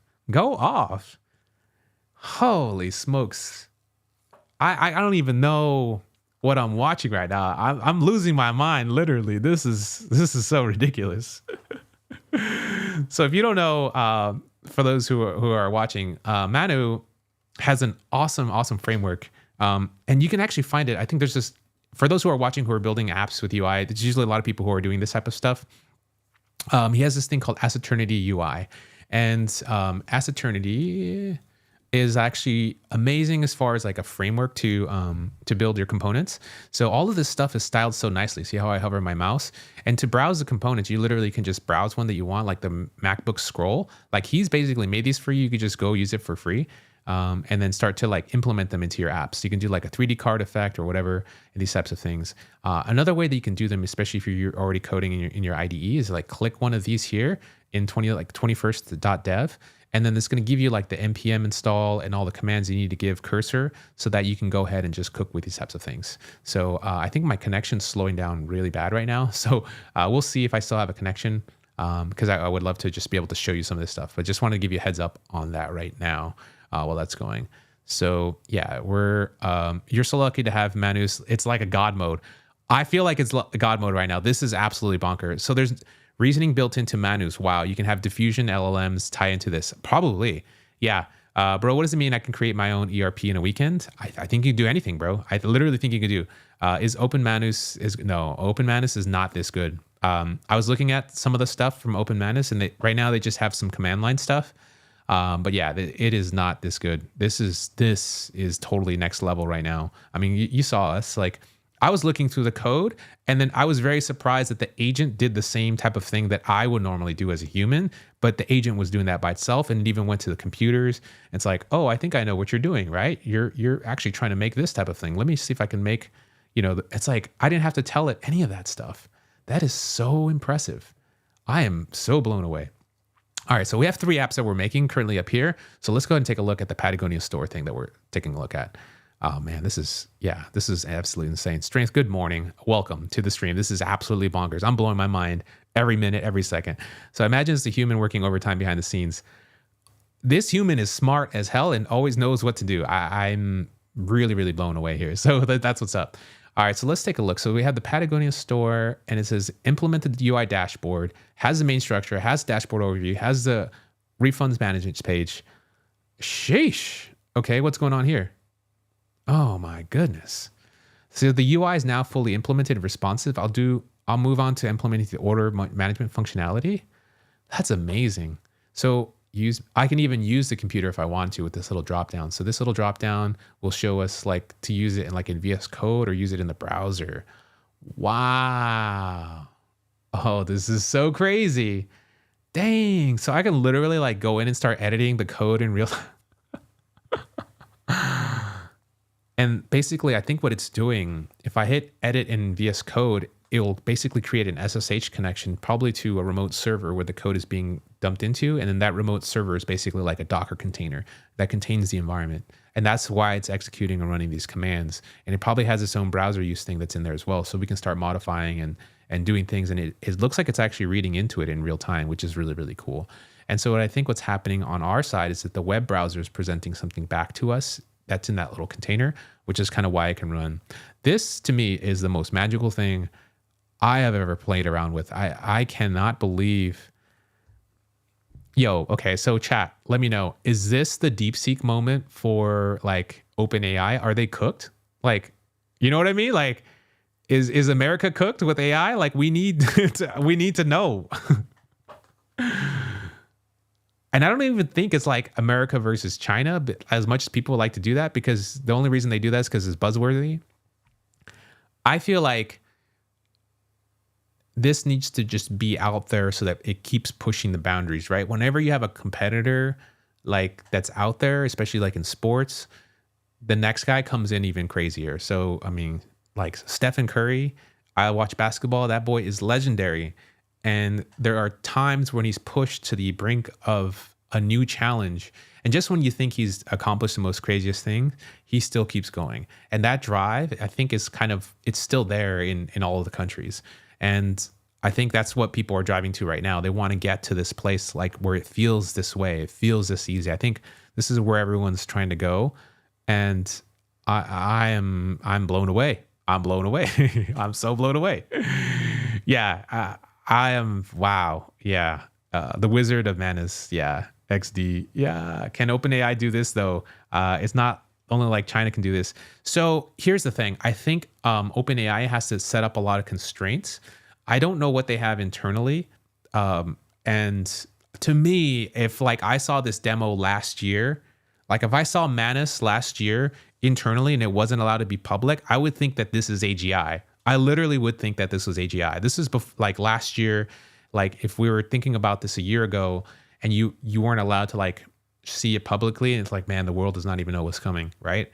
That's the way I'm looking at these things. We've gotten so accustomed of like agents writing code or whatever, but we see how quickly they fall off the rails. The fact that this is able to keep the plan is really interesting. And so we don't know also like what other constraints OpenAI is working with, and they're not really revealing everything, right? So they're also like to keep things kind of on the low. Probably for their own like type of thing. So I got a super chat. Yo, what's up, man? I'll have to go check that out right now because it's like, I don't know, man. I'm a project manager feeling scared. AF, will these AIs replace me? I don't know what to do. Yo, big shout outs to Alex with the super chat. Thank you so much for dropping the super chat. Big shout outs. Can you create a website like Icon Bricks? I'm specifically interested in the 3D implementation it was able to do. We'll be gathering assets necessary. Blown away if it can. Alex, I'm going to do this for you right now because you dropped me the super chat and I'm going to do that for you. So let's do that. Create a website like Icon Bricks. What is Icon Bricks? Let me look that up because I want this request to be really good. So I feel like if you're dropping a super chat and dropping some dimes on me right now, let's go and take a look. Is this one we're talking about? Icon Bricks? Look up Icon Bricks first. Is it this one? Icon Bricks. Google search. Is it just iconbrick.com? Lego store? The first one with the blue check mark. Ah, okay. So you want it to be like Oh, okay. And I'm specifically interested 3D implementation is able to do while gathering the assets necessary. Oh, wow. Oh, okay. So you basically want this interactive. What? Yo, this is kind of fire. Not gonna lie, bro. This. Oh my goodness. So I can arrange the different. Let's go. Let's go. Okay, yeah. This is okay. If Manus can cook with this, bro, it's game over. It's game. Like, why do I even need like icon bricks? Like icon bricks. The website is a 3D builder for Legos, and it allows you to select the various Legos so you can dress up the character. And then let me give it a screenshot as well, just in case, just so we can speed up some of this process. Let me see if I can do this, because this would be really cool. Yeah, this is crazy cool. Whoa. Okay, I need to get this screenshot. Where did this screenshot go? This is bonkers, man. Like, I think it could do this. If it does this stream, I don't even know. I'm with that other person. It's like, our project managers and everyone's cooked? Low key, right? I mean, I don't know. Right? This is crazy. Let's get this here by the thing. Let me just kind of get the screenshot and put it back in here. Okay. Okay, create a website like Icon Bricks. The website is a 3D builder for Legos, and it allows you to select various Legos so you can dress up the character. Like, the most important part of the website is the 3D interactivity. Yeah, so I think I'm just going to let it go on this. I think it's iconbrick.com, right? Iconbrick.com. Yeah, okay. Like icon brick. Okay, cool. I think I got everything here, Alex. Let's go ahead and see if we can do this and just see what happens, right? So yeah, I'm curious to see what the assets are going to do. I'm going to say allow. Oh no, I think I've let the, that's cool. Yeah. So basically what we're doing, Alex, huge shout out. Thank you so much for the super chat. So anyone who drops a super chat, I'll try to see if I can build your app, because that'd be really cool. So that's what we're doing right now. So yeah, I'm really curious to see. Oh, I'm reached the maximum. Oh my gosh. Okay, so Alex, I'm gonna get this going when I get out of the maximum daily limit during the beta period. Try again tomorrow. Contest to see increase your quota. I'm gonna go see if I can contact them right now. Let me actually, if I put a tweet out, can y'all retweet and get Manus to like increase my threshold right now? Because like I'm gonna put this on the live stream. So let's see. I'm gonna do this here. I'm gonna say I'm cooking with Manus at Manus team. Can you please increase at Manus? Can you please increase my quota? I've been cooking live, and we have, how many people are in here? 846 folks watching on various, on X, YT, and Twitch. Yeah, so I'm gonna see if I can do that. You've reached. Let's see if I could do this here. Drag this in here. So yeah, I'm basically trying to see if I could post this and see if they can actually do this for me. So I basically quote tweeted my thing here. I'm gonna say dot because I think that gets more reach. Okay, it's cool. So I need an invitation code, please. Yo, I got you. Hey, KB, send me a DM right now if you have X. And like, if I can get you an invite code, we'll figure this out. You know what I mean? I think that'll probably be the easiest way to do it. And just let me know what your handle is and stuff. And then we'll figure this out. Yeah. Because I think this would just be insane. Like, that'd be so cool if we can get this invite code thing. Dang. Like, because I want this. So, okay, so anyone who is live right now, I'm going to drop this in the chat. Go ahead and retweet it and just go ahead and reply at them saying, yo, get Ray an invite code. He's been cooking and he's actually replicated OpenAI's live stream live. and he needs more cycles, more GPUs now. Yeah. Yeah. So that'd be interesting. Yeah, that's such a bummer because I want this to happen. So, Alex, when I get my credits, if it's like if they open it up later today or if they do it right now, we're gonna definitely cook. I'm gonna just refresh. Let me see if I could just refresh this here. Contact us. Okay, I'm gonna put this as a star as well, so I remember this. Whoa, this is crazy. Okay, wow, this is bonkers. Okay. Let's just kind of catch up a little bit on the chat and see what's going on. So the Patagonia thing. So for those who are just watching right now, basically what's happened is we've done a lot of things. And the most recent thing that we're tracking right now is the fact that we have a Patagonia store agent, and we're basically replicating what has happened with OpenAI's live stream announcement. So we tuned into their announcement. They released this new agentic type of thing with their browser use type of agent. And so we should be able to get inspiration from that framework and kind of build up our own since we have Manus. Since, as you know, writing the code for these types of agents can be really complicated. But if we have something like Manus that is an agent itself already, can we just have it build the same requirements for us for what we want? And that way it's a little bit easier. Why not? And then I gave it the OpenAI GitHub code. We only had 3 stars. It just came out and is actually browsing through the code right now and trying to see if it can build something for us. So let's just see what it's got so far. So it says it's got implemented the agent handoff system, agent detail page, handoff view, analytics dashboard, the management system.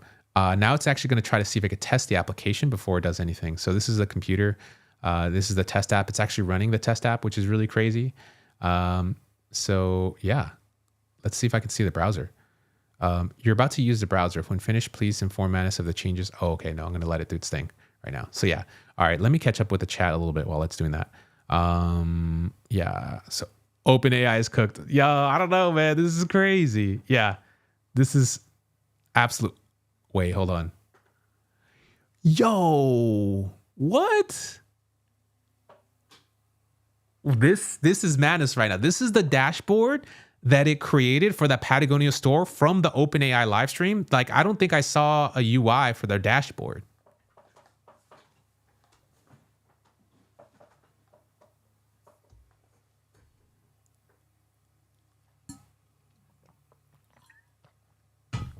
So Manus right now created a dashboard for us, launched it. We saw the dashboard page. It's currently going through the testing phase right now.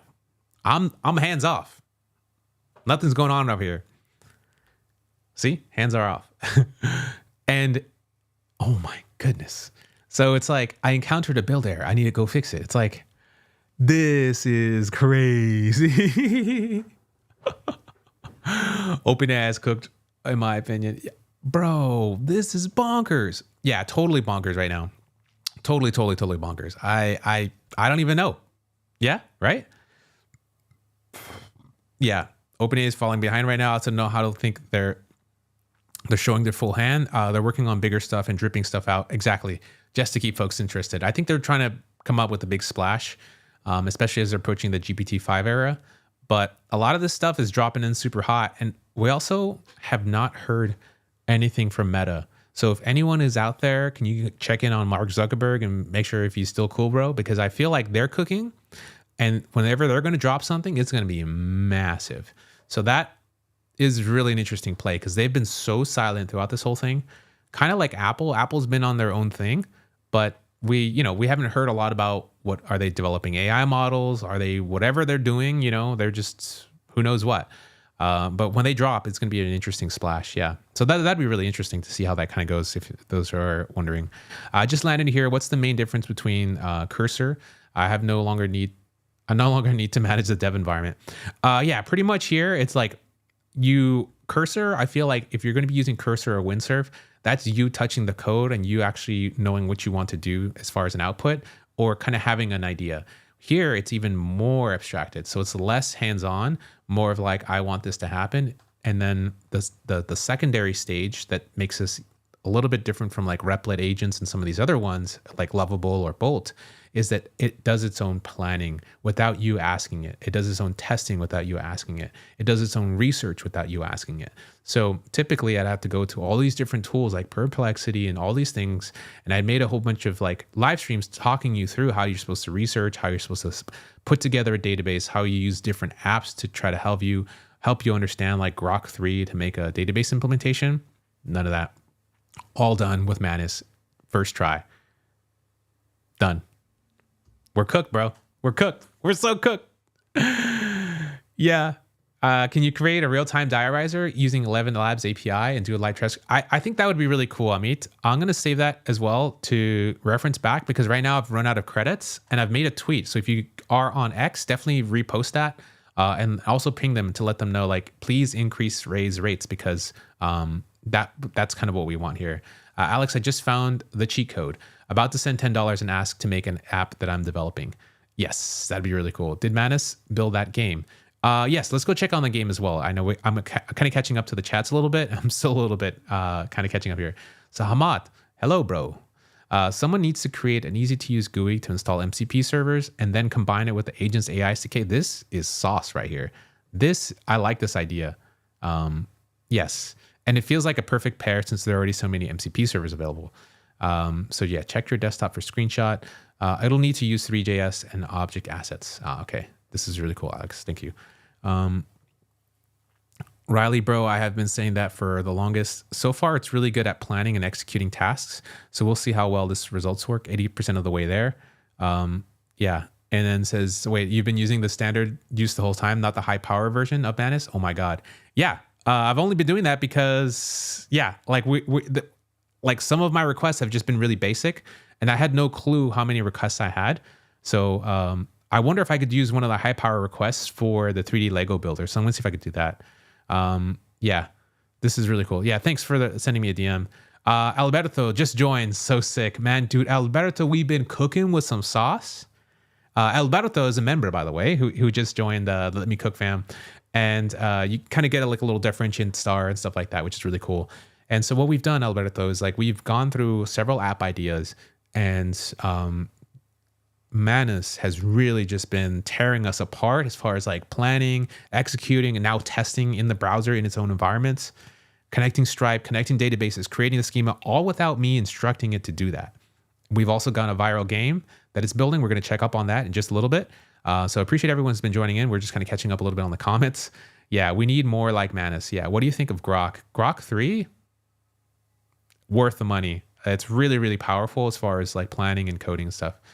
I think Windsurfer Cursor, as far as like making apps right now, hopping back and forth between them. So right now, my favorite is still Cursor, but I'm using Repo Prompt. And I'll have to share more about Repo Prompt in a little bit because I was able to cook using Claude Sonnet on the web by grabbing my code from Repo Prompt. And then that I'll probably get into that just a little bit. We have so much going on. It might even just be a separate stream for that. So definitely stay tuned. So if you haven't subscribed yet, definitely hit the subscribe button, just free. And then hit the bell icon because right now the algorithms don't like to serve you whenever I go live. You know, it'll show up the video later on. So if you want to catch the live streams, just hit the little bell. That way you'll be notified. So that's on all platforms. That's on X, that's on Twitch, that's on YouTube.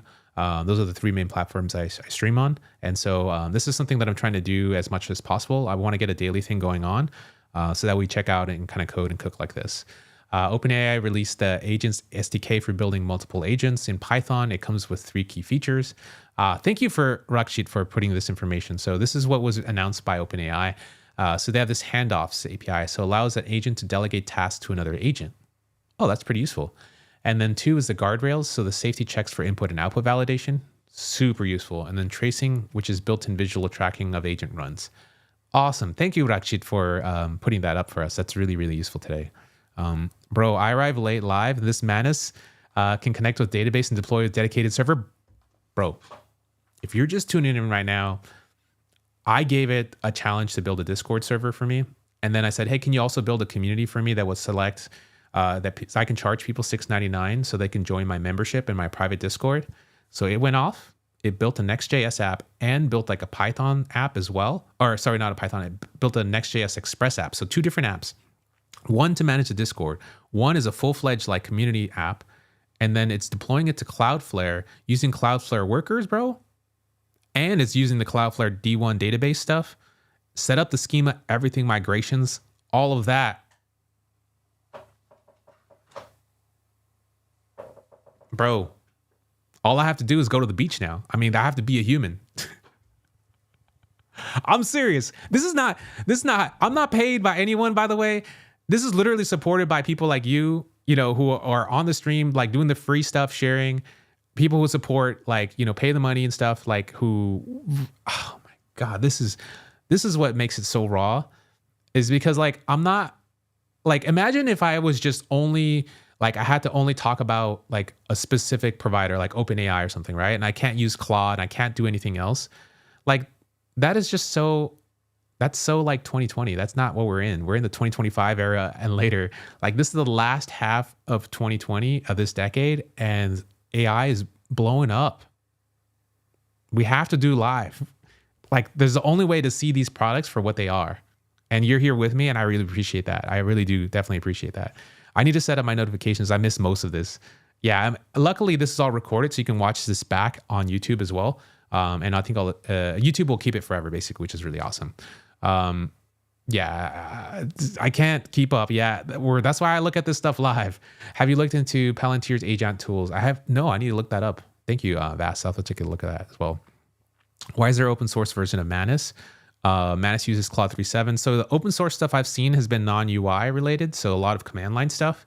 And I'm just curious to see how that's going here. So let's refresh and see if we can get see if I got any more requests here. So I'm going to try to see if I can set up a new session with IconBrick, which is, and we're going to try to do this high effort experimental thing to see if we can actually, see if we can actually implement Alex's requests. So IconBrick was that 3D Lego builder thing. And I have not done a high request thing. And I'm just really curious to see what it will cook up for us. So like, let's just try this and see if I have any requests, because that'd be really cool to do this. So, oh man, my internet connection is really slow, but we're doing it. Okay, let's go. Oh, come on. Okay, I still don't have enough. I basically have sent a request out to the, I don't know if I sent a request directly, but if y'all can help me boost this, I'm on X right now. So I have this post and I basically said, hey, I want more requests. We've been cooking live, and any retweets or anything like that help this boost this whole signal, because I want to just keep going here. So yeah, please help, please help. Love the Legos, looking forward to it. Let it cook. Yeah, please. Yeah, just try Innis for free. Bro, I'll chill off that. Need your help. Let him cook. Okay, yeah, please. Anything like that, just so that they're aware that this live stream is going. Because I definitely want to cook with this. This sauce is crazy. And we still have to check up on our other apps up above. So definitely appreciate that. How do I get access? So I got access through a friend of mine, and I was like begging and pleading to get access. And it took forever, and I finally got access. MCP with loads of tools, containerized sandbox, browser use, planning agents, Manus. Yeah, that's pretty much it. Windsurf's context is still super strong. Yeah, I give and go with Windsurf and stuff like that. So low-key want to unplug from all AI for like 2 months and just come back, mega surprise at whatever. Bro, that's actually not a bad plan. I actually have thought about this, where I just disappear and just write code and just come back and be like, yo, what's happened? How good is this stuff? So that's what's up. Have you tried browser use web automation open source? No, I've been experimenting with various things, but I haven't really fully delved into that type of stuff. So that's insane. So let's take a look. Okay, so Alex, who dropped a super chat, tomorrow when I get more credits, or if I get more credits later today, I'm going to have that Lego builder up. So a lot of these projects, I'm going to drop them as open source. So I'm going to drop this Discord bot with the membership thing open source. Anything that I come across, we're just going to open source all this stuff, because this is too good. So feel free to explore. So we have handling text error. Let's see what's going on here. Oh, it's got my app.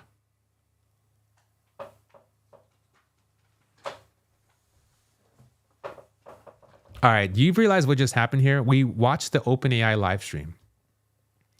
We went to go recreate the app and provide actually a user interface. So I took the requirements from the OpenAI live stream and I said, why don't we just make this a dashboard so that I could track? And so what they were doing in the OpenAI live stream was basically having this agent as part of a store. that would hand off requests and do different things between customers.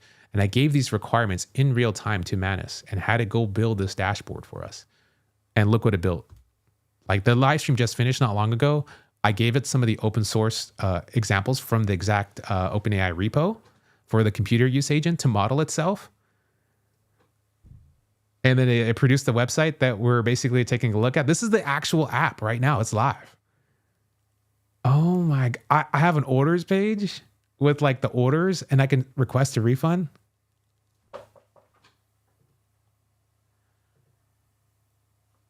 What? Bro, like, stop it.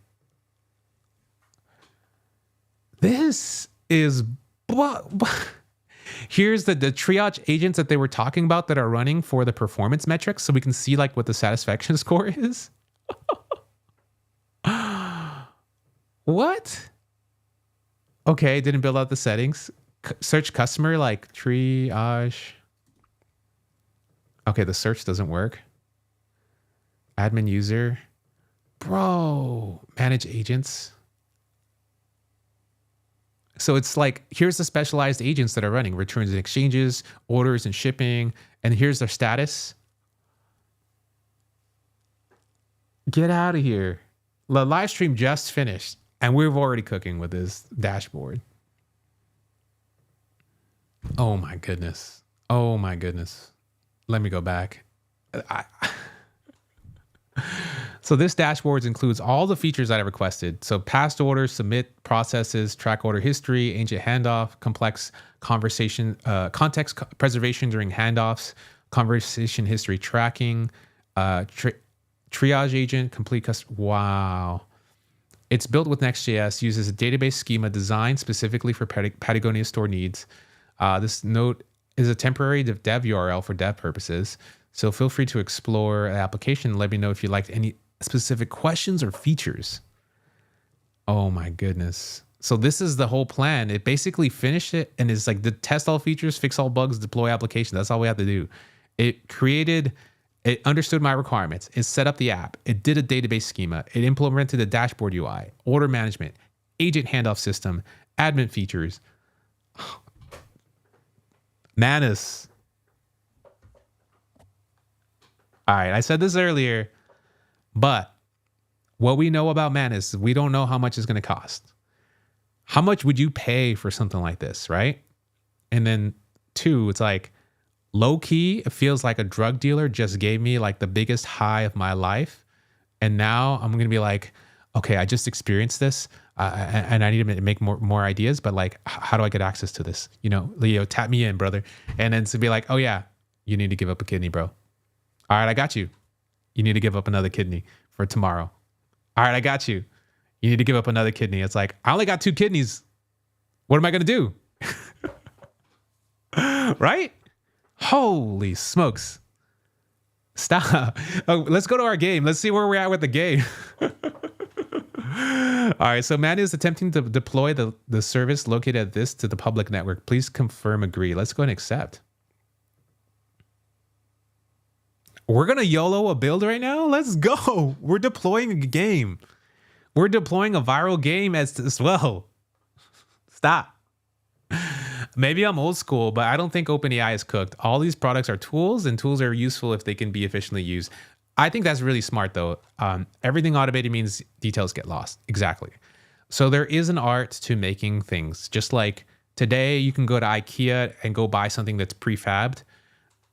But if you've ever used any IKEA products, for those of you in the US, you have typically cheaper materials. Sometimes you'll have some really good build quality or some good engineering to put the stuff together.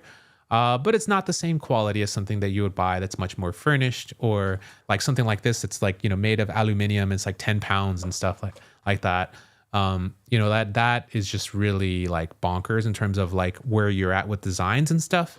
So if you know how to make things, you can make really cool things, if you know what I mean. So I think that's I'm here with Alex, and I think that's something good to keep in mind. But right now, I'm just so hyped, bro. I just gave away 3 kidneys so that I can play with this stuff. And I'm trying to give away 1 more kidney so that I can have access to make your app, Alex. My bad. So that's what's up.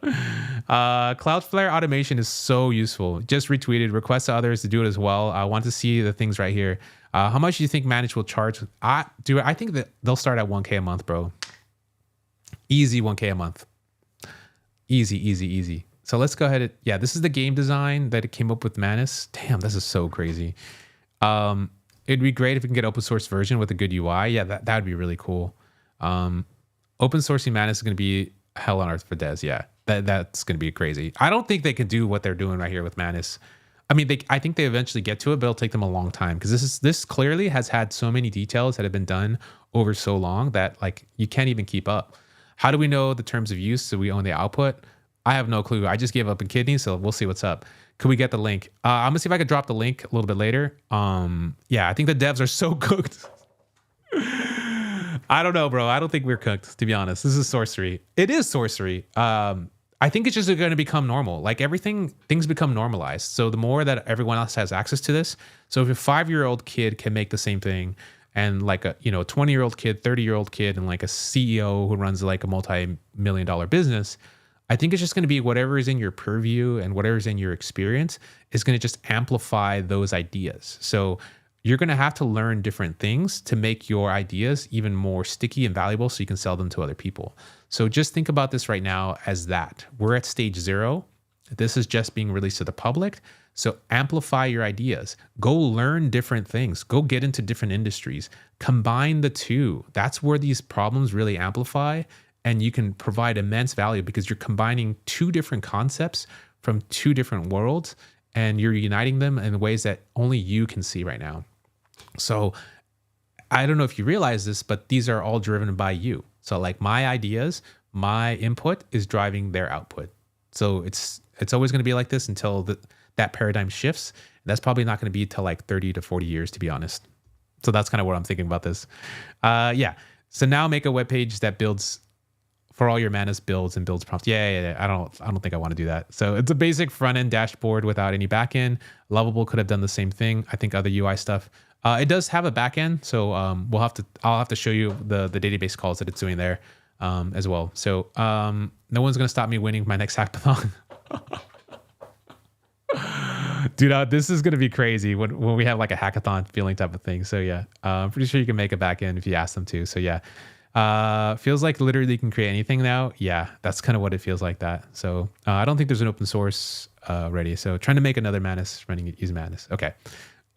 Let's see what's going on here. So we have the game is deployed here. Let's go play this game.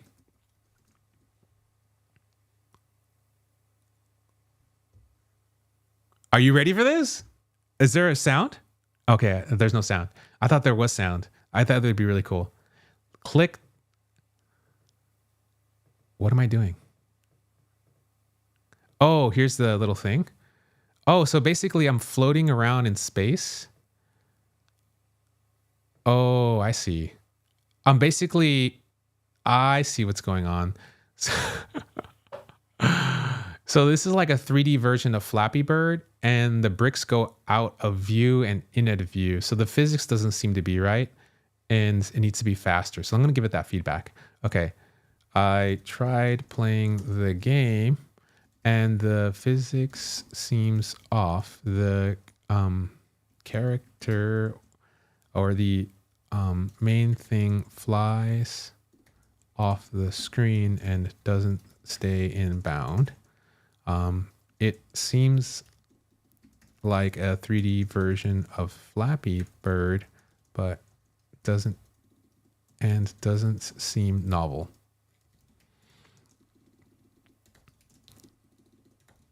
I want you to continue to improve on the graphics, get creative, make it fun and memorable. Yeah. Okay. Just see what we're doing there. Cool. When's Ray Fernando Bay Area fan club meetup? Yo, let's make this happen.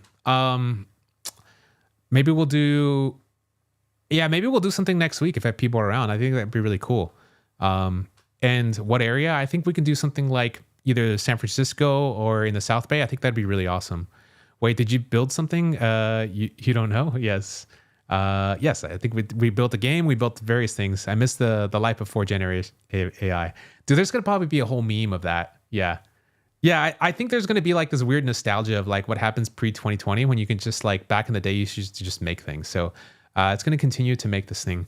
So I think what I want to do is also see if I can pull up the OpenAI live stream. I have to use the bathroom, and I missed the beginning of the live stream, and I feel like that's going to be really useful for people to kind of catch up on like what they just released / announce, so that because I know people were watching my stream at the beginning and didn't really catch all the announcements. So I want to make sure I have that available for you while I go use the restroom, and we're going to let this thing cook in the background. So I think we're going to do this right now. I'm going to have this playing, and then that way I'll be right back. Hey everyone, I'm Kevin, and I lead product at OpenAI. Today we're here to talk developers and agents. And in particular, we're excited to launch a bunch of new tools that make it easy for developers to build reliable and useful agents. Now, when we say agent, we mean a system that can act independently to do tasks on your behalf. And we've launched 2 agents this year in ChatGPT. The first is Operator, which can browse the web and do things for you on the web. The second is Deep Research, which can create detailed reports for you on any topic you want.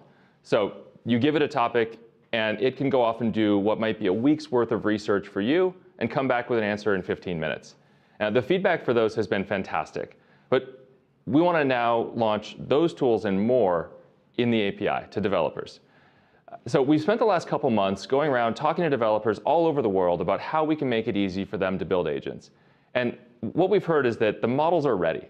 So with advanced reasoning, with multimodal understanding, our models can now do the kind of complex multi-step workflows that agents need. But on the other hand, developers feel like they're having to cobble together different low-level APIs from different sources. It's difficult, it's slow, it often feels brittle. So today we're really excited to bring that together into a series of tools and a new API and an open source SDK to make this a lot easier. So with that, let me introduce the team. Yeah, hi, I'm Ilan. I'm an engineer on the developer experience team. I'm Steve. I'm an engineer on the API team. And I'm Nikunj. I work on the API product team. So let's dive into all the stuff that we are launching today. Like Kevin mentioned, we have 3 new built-in tools. We have a new API and an open source SDK. Starting off with the built-in tools, the first tool that we're announcing today is called the Web Search tool. The Web Search tool allows our models to access information from the internet so that your responses and the output that you get is up-to-date and factual. The Web Search tool is the same tool that powers ChatGPT Search, and it's powered by a fine-tuned model under the hood. So this is the fine-tuned GPT-4o or 4o mini that is really good at looking at large amounts of data retrieved from the web, finding the relevant pieces of information, and then clearly citing it in its response. In a benchmark that measures these type of things, which is called Simple QA, you can see that GPT-4o hits a high score of state-of-the-art score of 90%. So that's the first tool. Steve, do you want to tell us about the second one? Yeah, the second tool is actually my favorite tool, and this is the file search tool. Now, we launched the file search tool last year in the Assistance API as a way for developers to upload, chunk, embed their documents, and then RAG really easily over those documents. Now, we're really excited to be launching 2 new features in the file search tool today. The first is metadata filtering. So with metadata filtering, you can add attributes to your files to be able to easily filter them down to just the ones that are the most relevant for your query. The second is a direct search endpoint. So now you can directly search your vector stores without your queries being filtered through the model first. Nice. So you have web search for the public data, file search for the private data that you have. And then the third tool that we are launching is the computer use tool. The computer use tool is Operator in the API, but it allows you to control the computers that you are operating. So this could be a virtual machine. It could be a legacy application that just has a graphical user interface and you have no API access to it. If you want to automate those kind of tasks and build applications on that, you can use the computer use tool, which comes with the computer use model. So this is the same model that is used by Operator in ChatGPT. It has SOTA benchmarks on OS World, Web Arena, Web Voyager. Early user feedback on the Kua model and the tool has been super, super positive. So I'm really excited to see what all of you build with it. All right, so those are the 3 tools. And while we were building these tools and thinking of getting them out, we also wanted to take a first principles approach at designing the best API for these tools. We released chat completions, I think, in March 2023 alongside GPT 3.5 Turbo. Got it. And every Yeah, I think that's single kind of API what interaction we at that were time watching. We caught the stream like right at this point, so we missed that first part of the announcement. So that first part of the announcement is basically where they announced these different things for like browser use and stuff. And so these tools, will allow like the web search and the basically where are we at here? Computer use and file search. And it looks like they're optimized, especially with their APIs, to do this type of thing. And so I thought, it'd be kind of fun to build in real time something that would be like, you leveraging this or something like that we can actually use this. So I feel like we have like a front end dashboard now that's set up, created by Manus, and then we can just plug in their stuff that would be able to run on the back end.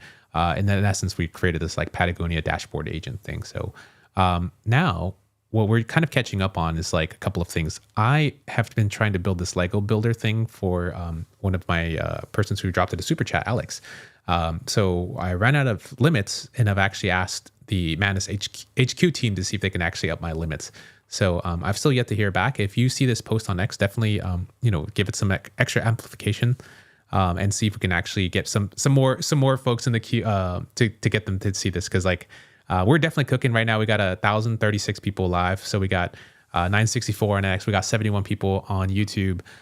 We have one person on Twitch who's watching. So yeah, big shout outs to everyone who's doing the things right now.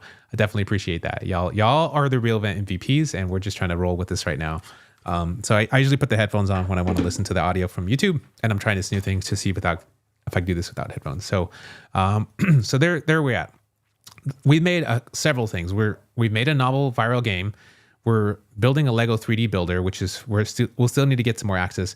A private Discord bot, as well as a full front end site to basically manage my contents for people who want to join as a member and can pay me with Stripe. So this basically set up the Stripe portal, or not the Stripe portal. It set up my Next.js app with Cloudflare so that it can go, do the database stuff, keep track of the members, have a membership dashboard so they can view their subscriptions, pay me $6.99.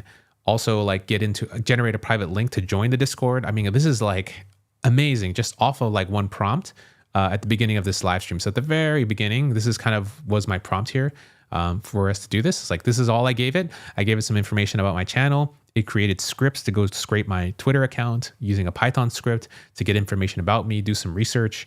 And it did its agentic planning, where it literally had like a full-blown plan that was listed out here that basically executed on. And this is now we're seeing it did it in Markdown, which we were tracking. I set up all this information. This is kind of what it looks like in a preview mode. So it did the Discord bot, did all the integration, did the development, did the documentation, even shows me how to set up the documentation of how do I deploy this app and what do I need to do to get this going, including how to set up the Cloudflare stuff, all the token IDs, the YouTube channel IDs for the EMV file. Gives me documentation about the endpoints that I need to set up, because it also set up an Express server.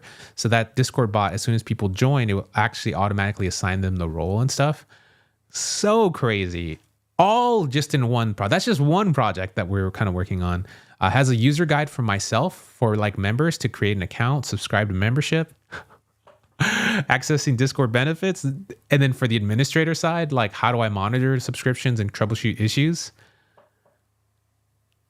This is bonkers. So in order for me to continue, it says, successfully completed the project. Manus has completed the current task and is waiting for new revisions. So we can see all the different files it created here. Code files. I think, does it even have links? No, it doesn't have links yet. So that is just bonkers. So yeah, it has all the code. This is so beautiful. Wow.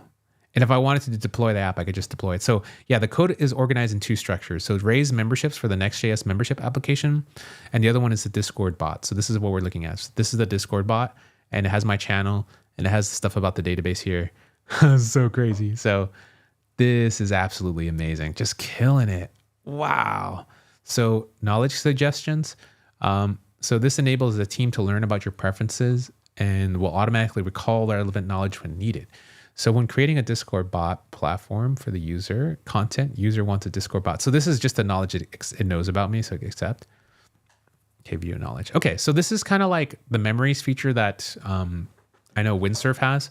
As you do things, it keeps a memory. It doesn't really ask you to acknowledge it, but it can acknowledge them if you want. Wow, that's really cool. And then the 3D Lego builder thing is still here, but this is the one. Okay, so the one that's still working for us right now are building this cool 3D game. So we're basically doing like a Flappy Bird 3D version type of thing. And I'm trying to see if it can actually improve upon the physics because it goes out of bounds. It's going to redesign the game core here. And it's still doing the UI stuff. This is the diff. This is so crazy. So cool. Dang. And so, yeah, it came up with the whole, let's see, what else is it? It did even more research. So enjoying the game plan. Oh, wow. Creating the game, editing. Yeah, so now it's just editing this file here. Super impressive. I didn't even do like the deep research type of thing. So, wow, this is so cool. Yeah, can OpenAI computer use operating cloud code? I've heard it can. I wonder does Sam Altman use ChatGPT for writing a scripts video? I'm pretty sure. I think everyone who uses who works at OpenAI uses their products so that they can make them better. And that's kind of how they roll basically. So yeah, that's kind of where we're at for now. Jesus. I want to see if Manus HQ has responded. Will they respond, to the retweet? Because we need more folks kind of like, giving them the heads up for that. So yeah, retweet, repost, reply. That'd be super, super duper helpful if they can kind of help us with that. So the best way to use Manus is to start with a vague and basic prompt that only used existing chat for the future stuff. Like you say, create a GitHub repo for multiple projects. Got it. Yeah, I think that makes sense, as far as getting started with this type of thing. Whoa. Okay. So yeah, we're exploring this game thing that it's currently making. 3D Lego builder. Let's see. Are we back? Bam. Let's see. Can we try again? Rename. Can we try again? Try now. Okay. And then this is the Patagonia store thing, which was a dashboard for us. And then this is available here. So yeah, the sandbox got taken down, but this was basically the app they were using, and it created a whole thing to track all of our agents that were based off that OpenAI demo. I said it'd be so cool to actually have a dashboard to track these agents once they're spawned. How do you track all the handoffs and stuff like that? How do you, figure out like, are you doing returns? How many orders do you have? Like these things are very, very useful. And I thought we needed an interface for this type of thing. So that was kind of what this actually wrote the code for us. And it has basically a order management system, agent handoff, admin features for the interface, all written in Next.js, all in a plan here, comprehensive. We can take these files. Looks like we can share them as well, like share publicly and stuff. So I think everything that I'm doing right now should have public access to this thing. Oh, that's pretty cool. That's amazing. All right. Damn. That's awesome. And let's go back to, this is run out of credits. Let's see, rename. Okay. Improve the game interactions. So yeah, now it's just finishing up the code here. That'd be amazing. Adam Brown, thank you. Yeah. This is bonkers. So what do you guys think? I mean, I feel like this thing, my first impressions right now are like, I'm blown away. I'm blown away because I feel like this is the first time that a promise that feels AGI, where you have something where you can hand off to an agent, is actually really an agent. And it's doing the things that I would normally expect it to do as if it were like a junior level engineer, or sometimes even a little bit more than that. And when I say that, I mean by creating a plan, going to do research, going to do various tasks. And I've only given it using the standard plan. I wasn't using the deep research or whatever the extra mode that it has to do additional types of thinking and so forth, which I think will use up more credits. So my first like impressions of this, like, wow, you see how blown away I was at its design choice to choose like a Cloudflare for its workers, to write the database, to write 2 apps in one request, which is writing my Discord bot in the Express using Node Express.js, sorry. And then the other part was making an app for my community based off of Next.js, which will then call into that app. Super duper impressive. It gave me all the files, gave me all the code, gave me all its thinking. All of that is there. And I should theoretically just be able to get that in and just deploy it into a service, which would be really awesome. It has its own sandbox environment, which I like. This is really impressive. So the sandbox environment here is super useful so that it can tell us like, it's actually running the code. Is it executing? And then it's even iterated within itself within the browser. I love how much like hands off this is. Like I haven't had to interact with this with too many prompts. So one of the disadvantages of using something like computer use or like this browser agents from the like OpenAI one is the fact that you do have to actually interact with it. You do have to go through CAPTCHAs. You do have to do these different things. And a lot of the times, if there's an edge case where it doesn't really know, it'll just kind of stop or just kind of go into a loop. Here, it's been really good. I've given it some really just generic prompts and it just kind of keeps going, and it helps us refine it in a way that like I would expect a super intelligent system to do this. And so the big thing that people spout around is like, well, it's just this API and that's it.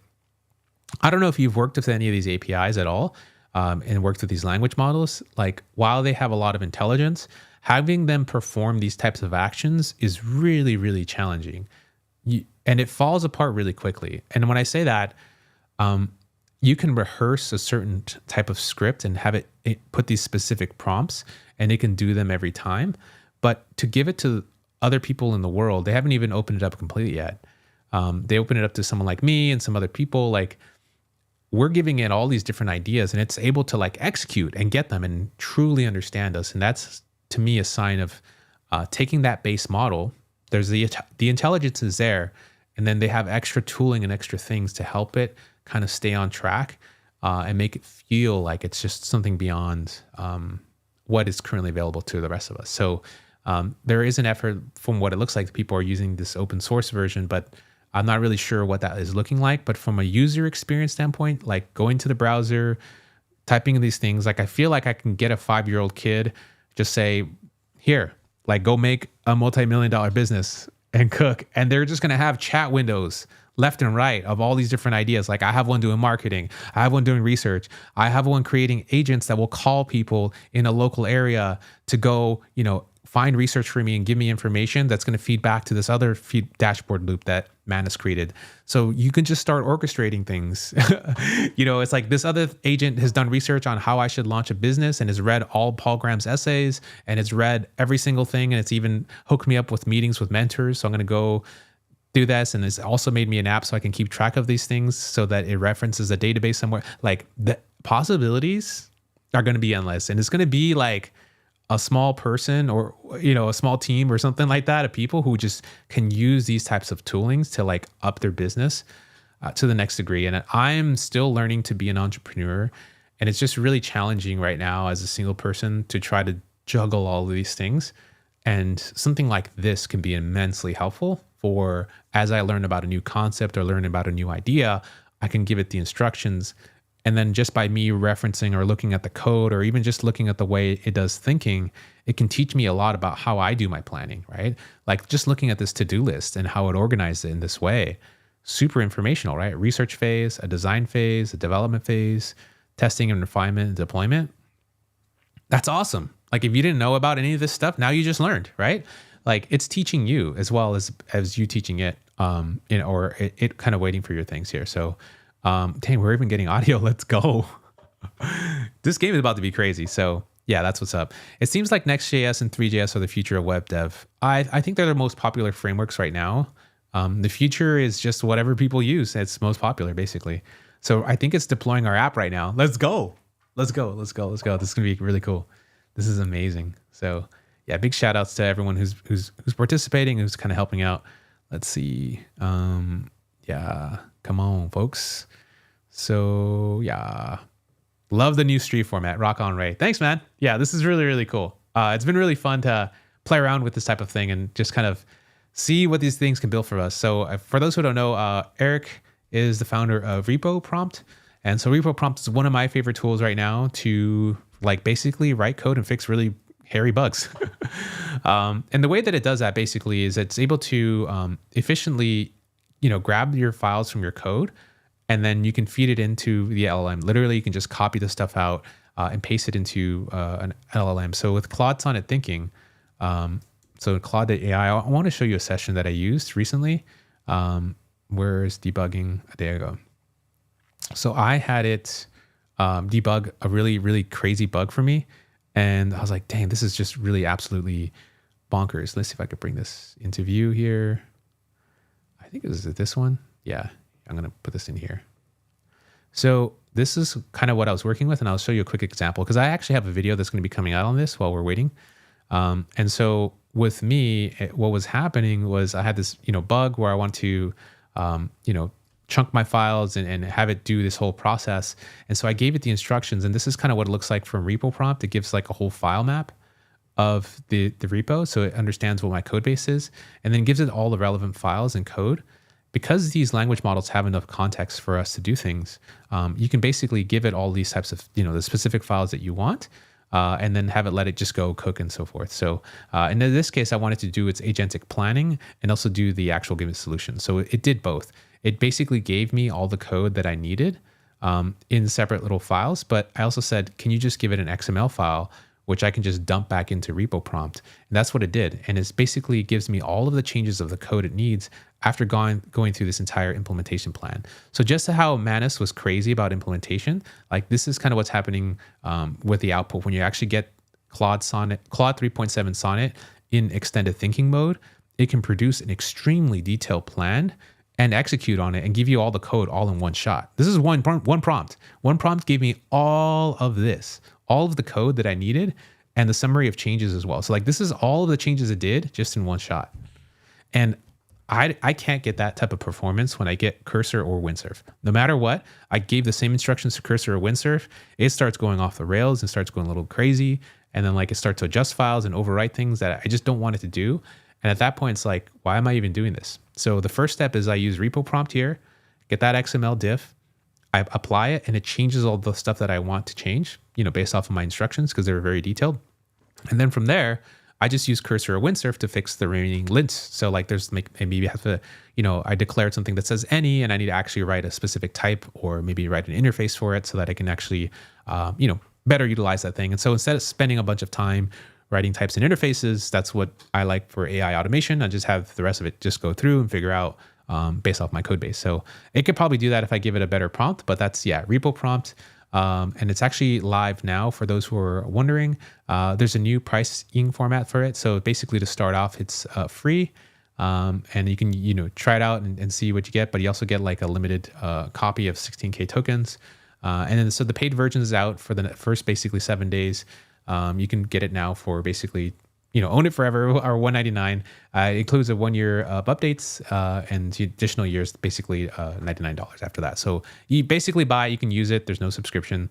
And then you'll get updates for a year. And, once like the app, the app is already good. You can already use it. It's not like a lot to break per se as far as things that you need there. So a lot of cool stuff. If you haven't had a chance to check that out, I'm not sponsored, by the way. There's no referral link or anything like that. So this is something that I find extremely powerful, especially with the new Claude 3.7 Sonnet in extended thinking mode. So to get to extended thinking, just real quick, I'm going to show you. When you go select Sonnet, you're going to select where it says extended here, and that's what's going to get you that extra sauce for the thinking. And boy, it does cook. And I do have a video that's going to be dropping on that very soon. Oh, this is our app. Let's see if I can start this.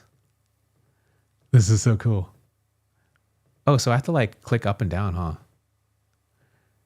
So it's bouncing up and down, and then I have to click down to get down.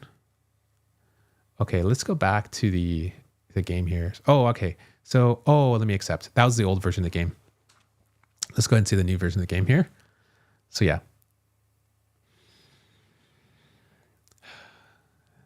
Thanks for the shout out. Yeah, man, dude, such a great app. I love it. So cool. I love when people actually build really cool stuff. Let's go play with the app. Would it be possible? Yeah, I think it's optimal. Updating plan. Okay, so static deployment here. Start. Okay, so it seems to fix this physics thing. I don't think it fixed it, bro.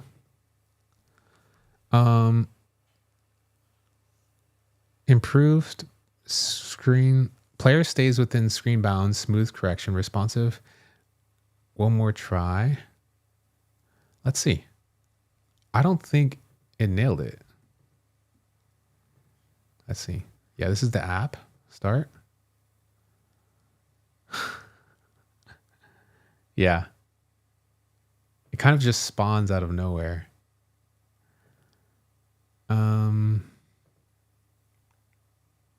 Yeah, I don't think it actually works, bro. This 3JS app has been deployed. Okay, the game starts off with the piece going down below the bottom part of the field and keeps going off screen until it should stay within the upper and lower bounds of the screen. Also doesn't seem to be as exciting or interesting. And perhaps we can have more objects. Okay. It should feel very, I don't know. I think please take a look at the physics engine.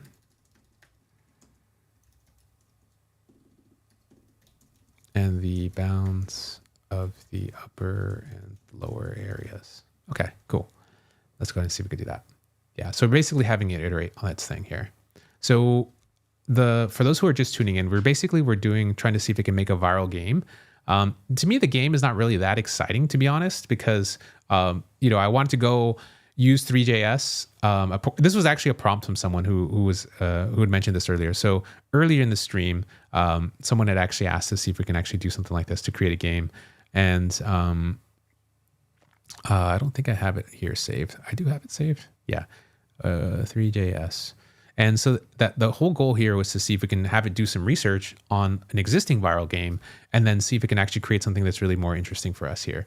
So I don't really find this very like interesting and viral or anything like that. It just looks like a 3D version of Flappy Bird where I'm just kind of going up and down. And that's it. Like, I think what was most impressive is just how much research it did, like including going to like Unity's actual blog post and like reading 2025 mobile gaming trends and like scrolling down on their website, which was really cool. So that was an interesting part from the browser standpoint.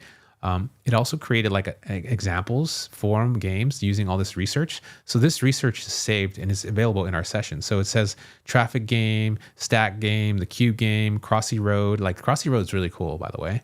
Ashtray. So like this is an interesting insight that it's able to reference. So I might even say like see if we can just kind of take some more inspiration from some of the 3JS examples. So I'm going to have it do that.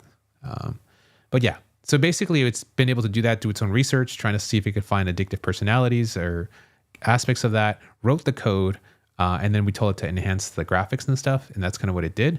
And so right now, it's trying to fix the game engine physics here. So apologize for the issue of the boundaries. I'll fix the physics. And so we'll see kind of what it's going to be doing next after doing that.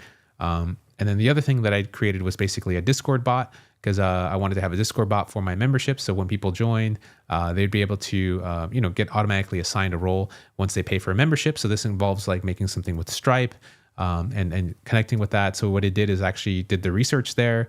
And then it said it's using Cloudflare to set up the, Cloudflare workers and stuff so they can connect to a database and handle all these like subscription events. And then it also made a separate app using Express.js so that it can just have as my Discord bot server that's running. And accept, the roles and so forth. So that's kind of what it created here for the Discord bot.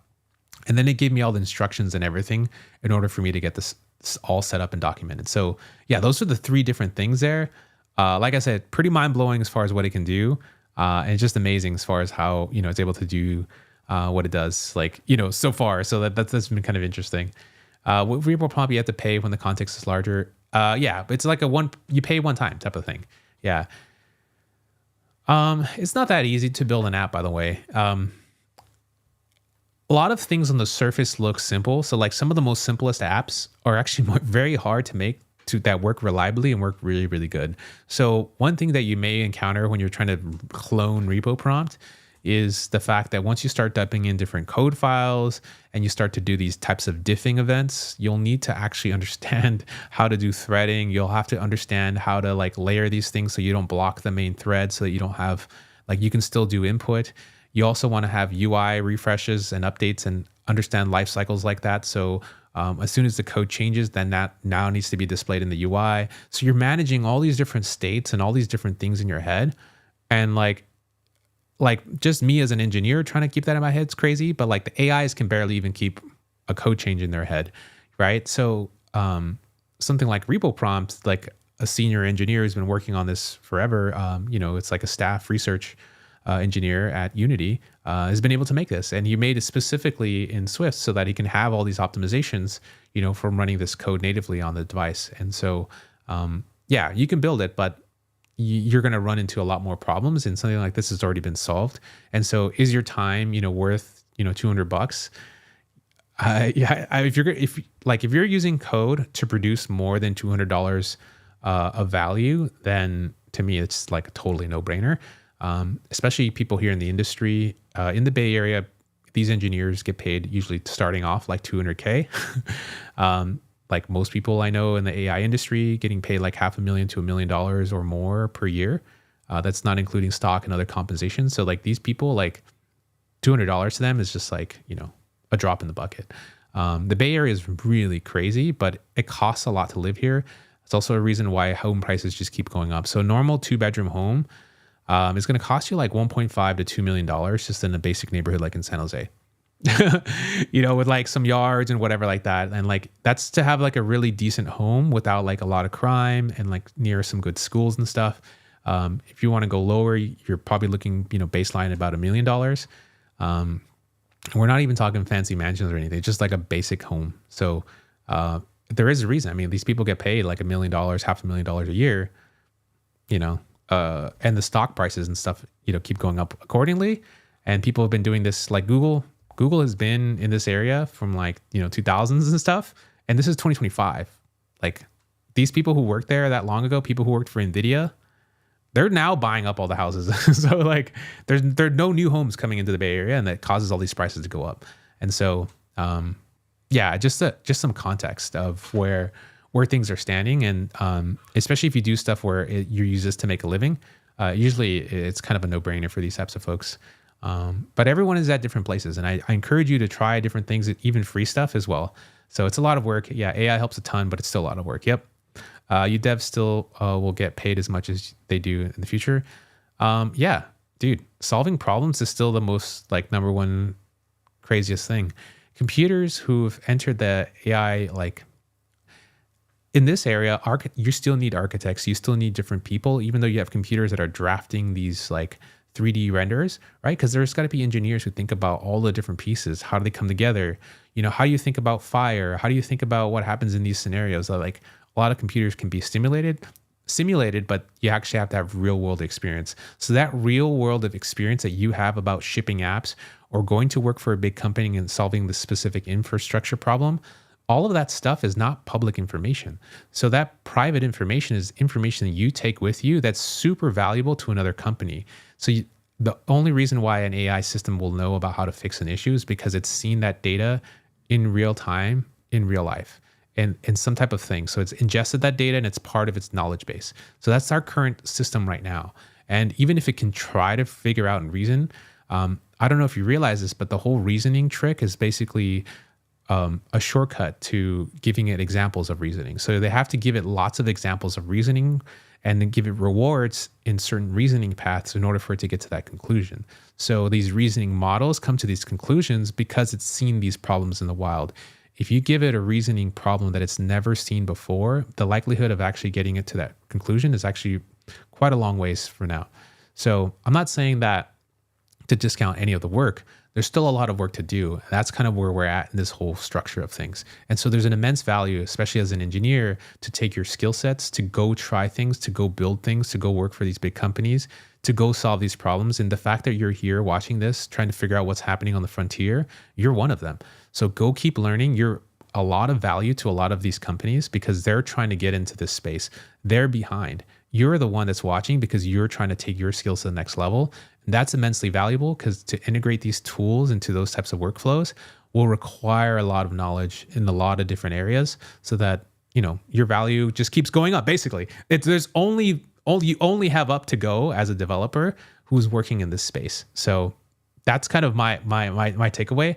The fear that people sell with these types of things, you also have to keep that in mind. So these CEOs who are pushing this narrative of like, I'm just gonna get really real with you right now. So like the CEOs who are pushing these narratives of like we need to replace engineers or like we're gonna get rid of all our engineering team and just hire more salespeople, they have a certain agenda because they have to meet certain numbers. And so right now, engineers are very expensive in the Bay Area, right? So if you have these $1 million engineers, $500,000 engineers, you fire them all, and then you try to hire people back for half the price or more. That's a strategy that they're using right now to try to hire back engineers and get the demand. Like if they push all the engineers out of the market onto the market and then bring them back and say, well, there aren't enough jobs, but then if you want to take half your pay, maybe we'll get you whatever. Some people are very desperate for that and they'll take it, right? So now you have a good quality engineer that's very experienced. They're not entrepreneurial, so they're going to try to get hired back for less, and they'll take less stock compensation. So what basically the CEO has done is like, okay, if 50% of the people get hired back and I get them back at half the price, and then the other half or whatever, and these new 50% of the people can use AI and can also leverage their existing skills. Now they're way more valuable, and I've just saved the company tens of millions of dollars, hundreds of millions of dollars a year just in salary, and the output's still the same or can get better in the next couple of years. And that's probably what they're saying behind closed doors that they're not telling you to the public. And that's just me thinking as like a C-level executive, even though I've never been one, but I'm just trying to take a look at it as a business, right? Like these people have a business, they want to be profitable. They can put these narratives out there to convince you that, you know, devs are cooked or whatever. But the reality is that's why we play with these things live. We're seeing how good these models really are, and you see how fast they fall off. But when there's new breakthroughs like this with Manus, that gets us to another breakthrough of like, okay, what else can I apply this into my business? Or can I add this tooling into my existing frameworks and see if I can leverage those types of things and be a part of that latest thing. So I always try to think through the narratives and think about who is spreading that message. If it's coming from a C-level executive, think about what their goals are right now. They want to save money. They want to cut costs. They want to push certain narratives so that and they all push the same narrative. I don't know if you noticed that, like the CEO of like NVIDIA, CEO, Mark Zuckerberg, these are all billionaire people who are pushing these narratives so they can, you know, have more control or whatever. Like their incentives are very different from you. So like, let me just kind of spin this back a little bit. I know I'm getting a little preachy and this is kind of towards the end of the stream, but I feel like if you made it this far, you need to hear this message. So these people they don't make hundreds of thousands of dollars a year. They don't make millions of dollars a year. They make tens of millions, hundreds of millions, and their net worth just keeps ballooning. Like since like 2020, like people who are billionaires have like doubled their wealth or more, right? So they now have not 1 billion, not 2 billion. They're talking about 10 billions, you know, they're talking about hundreds of billions. And so these people like that are even wanting to push you back into the office, like some of these like C-level execs or VPs, they have a family. They could have 3 kids. Are they there watching them and feeding them for dinner in the morning? Likely not. They have drivers who drive each and every individual kid to school, usually to a private school, maybe 10 minutes, maybe 20 minutes from their house. If they live in the hills, maybe it's 30 minutes or more. Each individual driver is driving each individual kid to their class, picking them up, taking them to after school programs, having private tutoring. That's time that you're not spending with your family. That's a C-level exec that then can now have a driver pick him up at their house, take them to their office. They show up right through the back door. There's food already ready for them. All these things that you normally think about as an engineer, like this is already being paid for and done by, you know, these people who have like that much more money. And so there's a dissonance in essence that happens, right? There's like a way of living that's very different from you, right? And they're like, now that they have all this stuff taken care of, you're just getting out of bed, you still need to do your workout, you still need to feed your kids, you still need to drive to a school, wait in a parking lot with everyone else trying to drop off their kid. They're going to work, and then you're coming back, you have to pick them up, you have to make dinner, you have to do all these things where these people don't even think about it. They just walk out and the driver's already there, they're already in a call, in a meeting or whatever. And so you have to put that in perspective when you're dealing with like these messaging and just question it, right? Just question all these things.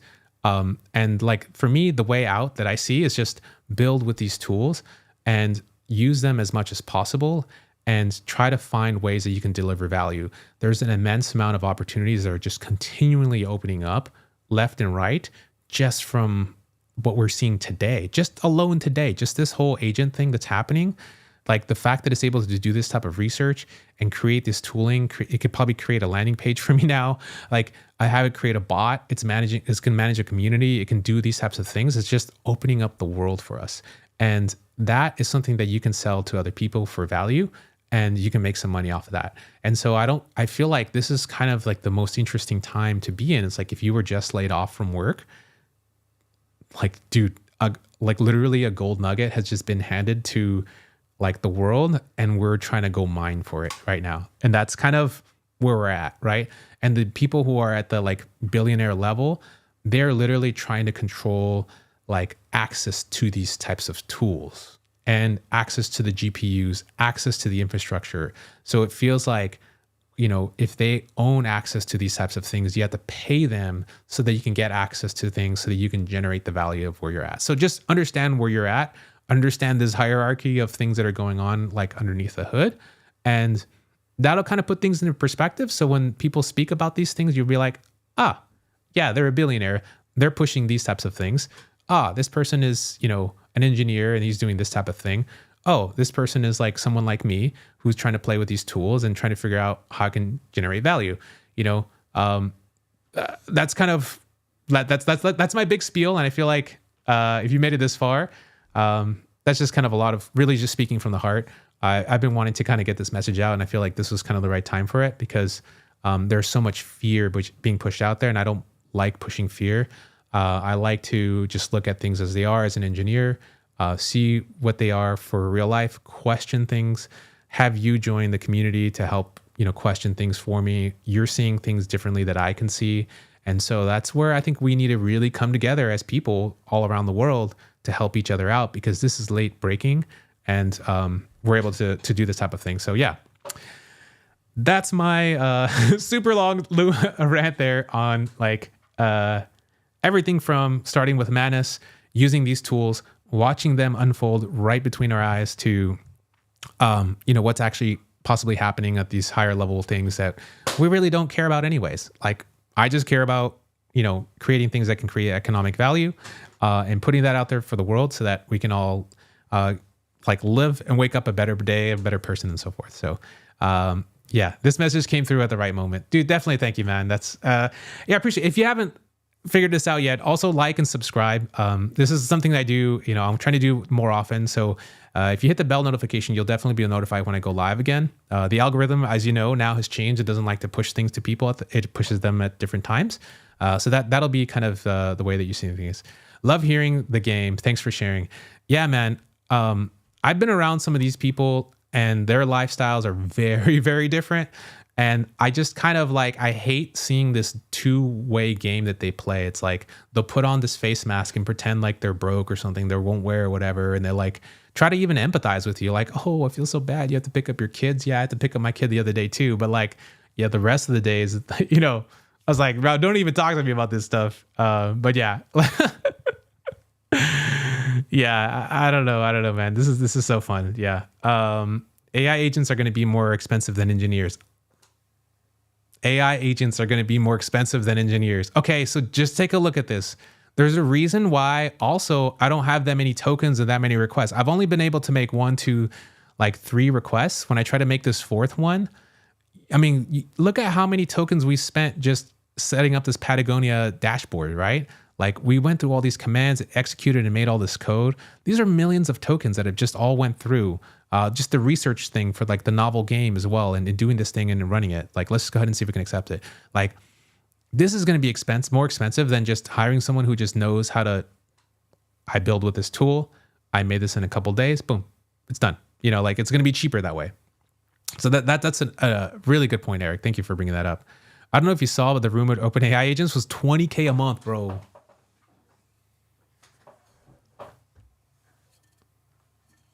OpenAI, y'all got to stop with this. 20K a month? All right. Okay, so let me put some game on you right now. Okay. The reason why companies drop rumors, by the way, I'm gonna give you some sauce right now. This is a playbook that I've seen run over and over again, and it's extremely effective. And there's a reason why this is dropped as a rumor, is because they actually are thinking of that price, or they're probably even thinking of higher.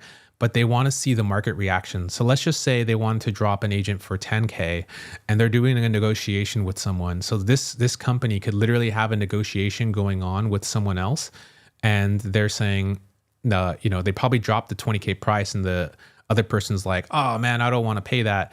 And so they'll just publicly like leak this information, be like, yo, we're going to charge 20K or whatever. And then they want to see what the market reaction is. And so here's what they call like the blinking test. If you say, hey, I'm going to sell you this lemonade and it's, $20, you'd be like, what?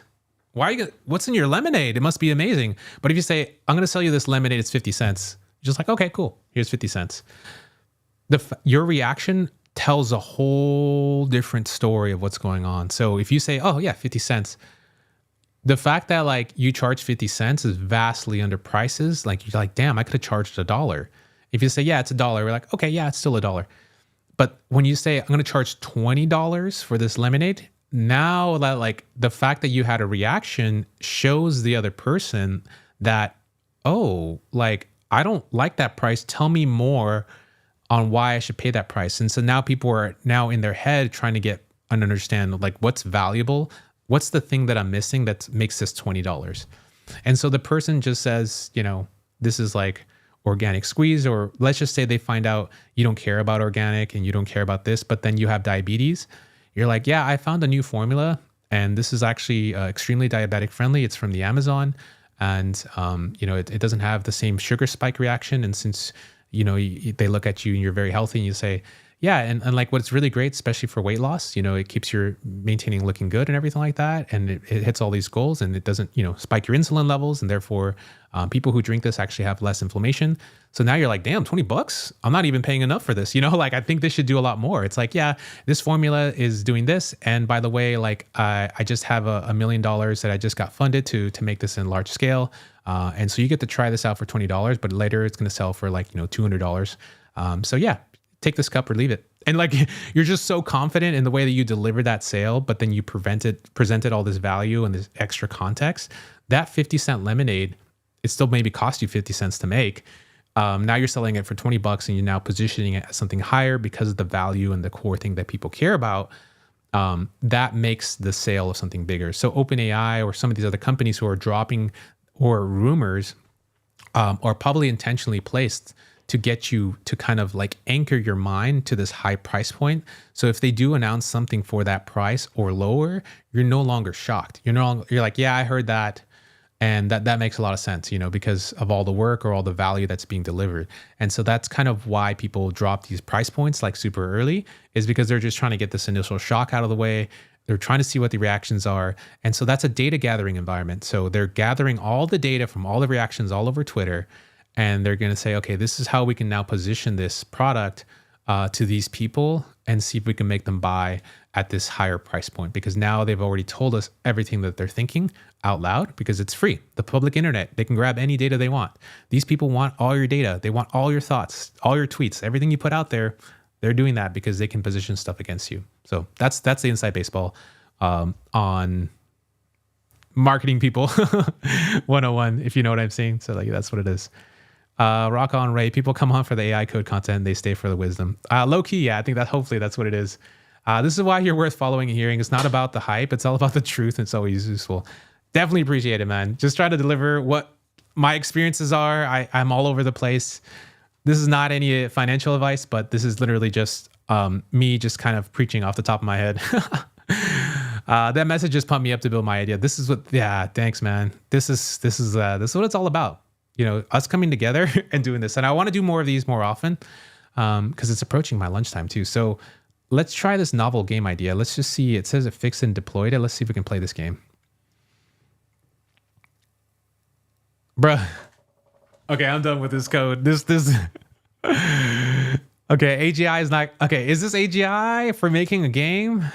If I used a different framework, I really don't know. It's hard to evaluate, but as of like a one-shot type of thing, I have to click, if I go up and I think it just goes up forever. I don't really know what's going on here. I have to click for it to come down. Yeah, does it die? No. Okay, yeah. Okay, I don't even know. I don't think that this game's low-key trash. Yeah, can I open up the same game in 2 different windows? Okay, no. Yeah, just curious. Okay, so yeah, the game doesn't really work, and that's okay. Try again. I want to see if they up my limit. Okay, so I still have the max quota set. Okay, cool. So yeah, the game doesn't really work. It generated a beautiful plan. I'm pretty sure if I throw it in the cursor or something, it should probably be able to fix it. But I thought it was a really interesting way of testing this out. Our Patagonia store agent got started, and the dashboard got started here, and that was really interesting. And that's kind of a, like part of the way there. I think the biggest value for me has been all the planning that has been able to been done for that's been able to happen here just as a result of us watching this thing really, really cook. I mean, because like look at all this stuff that it cooked on, like making all these pages and like setting up the database with all these different entries there. Like those are separate prompts I normally have to run in other apps like repo prompt with Grok just to get my planning done for a database, and then feeding that back into the agent, and then Claude Sonnet, cooking out the rest of the code, and then feeding that back into Cursor to kind of finish up the rest of the, linting errors. And like that's a multiple step workflow that's all just done in one prompt, which is awesome. And I didn't have to tell it to go that way, which is cool. So I definitely appreciate that. I think that's really, really cool that they've been able to do that. I wonder how much it costs. I think that's why they stopped me, bro. Like, I think this whole thing probably cost them like hundreds of bucks, like a couple $100s. When's the next stream? I'm going to try to go live. Let's see, today's Tuesday. Maybe tomorrow at 8 a.m. or 9 a.m. That'd be really cool. I want to continue to see if I can try this like 3D Lego builder. This is something that someone dropped a super chat on me. So big shout outs to Alex who said the super chat. He basically wanted a 3D website like Icon Bricks. So earlier we were taking a look at Icon Bricks, and Icon Bricks is something that you can use to configure a Lego. So you can select the different pieces, extremely interactive, just by selecting the different Lego pieces. So you can select, whatever your personality is. So like if you can build something if Manus can build something like this, like in a couple shots, bro, we're gonna be cooking. Like this is really cool. Like I like this whole concept. It's just really brilliant. So whenever I get my quotas increased, we're gonna be able to do that. I don't have any invite codes, but whenever I do get one, I definitely will let y'all know. So yeah, definitely if you haven't had a chance to subscribe, hit the thumbs up type of thing. Enable the bell notifications. That way you'll get notified when I go live. I also want to know what your time zone is. So drop a comment on what your time zone is. That way I'll kind of be able to see. I want to do another stream maybe 12 hours from now. That will be like geared towards the other people who are on the other side of the world. So that way when they wake up, they're able to get something. It'll be late here, but at least they'll be able to kind of enjoy the live stream moment. This is really special, the fact that I even got access to this type of thing. And we were able to take a look at that OpenAI's like demo there to, see kind of what's going on. So that's what's up. And I also have a tweet from out to the Manus team to see if they can actually, if y'all can just signal boost it, repost it and just like ping them. I think everyone's kind of pinged them to see if they can say like, let Ray cook so that we can cook with more credits, because that'd be super duper cool if we can kind of get that going on. So dang. I guess while we're here, I also want to drop YouTube at Ray Fernando 1337. So I have a membership that I have going on. And so right now, hopefully my Discord bot that was generated by Manus will actually be able to kind of automate this. But if you hit join, basically for $6.99 a month, what I do is basically I have a private Discord that you'll get to join into this whole thing. And in the private Discord, you'll get to meet others who are trying to build and stuff. And since I'm still building it out, I just want to have it like one cheap, low price. So I basically in here, I have like my design bookmarks and things. So Neo-Brutalism is a really cool design thing, by the way. I'll have to get into that with the video as well. So I might do my live stream tomorrow, building with some components of this. We'll kind of play around. I also have some like LLM prompts and rules that I have in here, GitHub repos. I like to just star various repos and kind of be on the lookout of things. I have a lot of repos that I come across. And so this is a really great way for me to have them all organized and available. And I'm doing some research on MCP servers. So I'm kind of dropping some information on that. When you join the community, you'll have access to the Let Me Cook thread. And so that's basically all other people who are in this, a paying member. So you can participate in the chat. And this is kind of where, it's just for us members only. So other people who are just there, won't be able to see that. So that's kind of a little bit of the Discord thing that's going on right there as part of the membership. And then for those who are wondering, I have an app called Ray Transcribe. So if you're a content creator, this is probably like the fastest way that you can actually transcribe your videos. I made this because I needed something to just transcribe my stuff in. So if I do log in, basically, yeah, I have a light mode and dark mode now. Here, basically, you'll be able to select a video file. So I could take like a live stream that I did, that's like, this one's about an hour long. As soon as I put it in here, I could just, do transcription, and basically it'll process all the audio and everything and get the transcription all done for you. Pretty much in less than like 80 seconds or so. So typically this would take a very long time. I was usually doing this running a local LLM. And so when I had to spin that up and do all the resources, it could easily take like 20 to 30 minutes to do an hour long live stream, even with my M3 MacBook Pro all maxed out. But right here, literally, we're just doing a full hour's worth of video being transcribed in less than basically, 1 hour or whatever. And so you have this entire transcript, which is super rich. You also have like the timestamps as well, which is super awesome. And so with these types of timestamps, these are super useful. Like if you want to make chapters or do whatever you want, or put them as the like actual captions. But what I also like is what I'm planning to do. I'm just going to do a quick demonstration of like kind of what my workflow is. So I have Claude Sonnet. And then, I wanted to show you ChatGPT 3.5. Okay, so in ChatGPT, I'll do that next. Okay, so I have a project here that will basically generate engaging blog posts based off of my live streams. So I just paste in the entire like transcript that's in here. That's this whole hour transcript, and I hit go, and basically it will follow these like this rules to actually generate a newsletter for me. So check this out. I'll hit send. It'll be like a newsletter or blog post, which is really, really amazing. So this is kind of one of my favorite things to do. And I'm planning to make a video or a live stream about this. And so you're basically getting an early look right now on what I'm basically going to talk about. But this is literally from that live stream. And look at this cool newsletter it generated. So it says, shipping local AI apps with Apple MLX, your guide to the gold rush no one's talking about. This is a banger intro, right? TLDR, it's like if you receive this as a newsletter, you just read these like 5 bullet points and you're good, right? So AI models run completely offline. Early adopters are making a killing in the App Store. So we talked about this in my live stream with Prince Kanuma, which is really awesome. It has a beautiful introduction. All of this is written by Claude Sonnet, right? Why MLX is cool and revolutionary. Like all of this was talked. What I find, my live stream, I walk through exactly how to pip install and do these things. It picked it up from that transcription and wrote these in here. Bro, this is massive. Y'all don't even know, like this was all from the live stream. Like I literally talked about this from my voice. I was able to capture these instructions. Absolute banger, right? This is a banger newsletter and a banger blog post with the SEO tags and everything, bro. Yeah, yeah. I haven't even thrown this into ChatGPT, the 4.5, and it writes it even better than this. So like that this is going to be, I might just do this tomorrow. Just like talk about how I do this and set up this workflow along with the prompts so you can set this up for yourself. And eventually we'll just have this like as an automated app. And yeah, and then tomorrow we'll also talk about building with this like Manus and see if I can maybe even make this an app live where, it would just do this all in one type of thing. So that'll be really, really cool for those who are wanting to check that out. So nice info. Yeah, definitely check it out. All right, kids, 2 hours, 46 minutes in. We covered a whole lot of stuff. 1,239 people showed up to the stream. Thank you so much.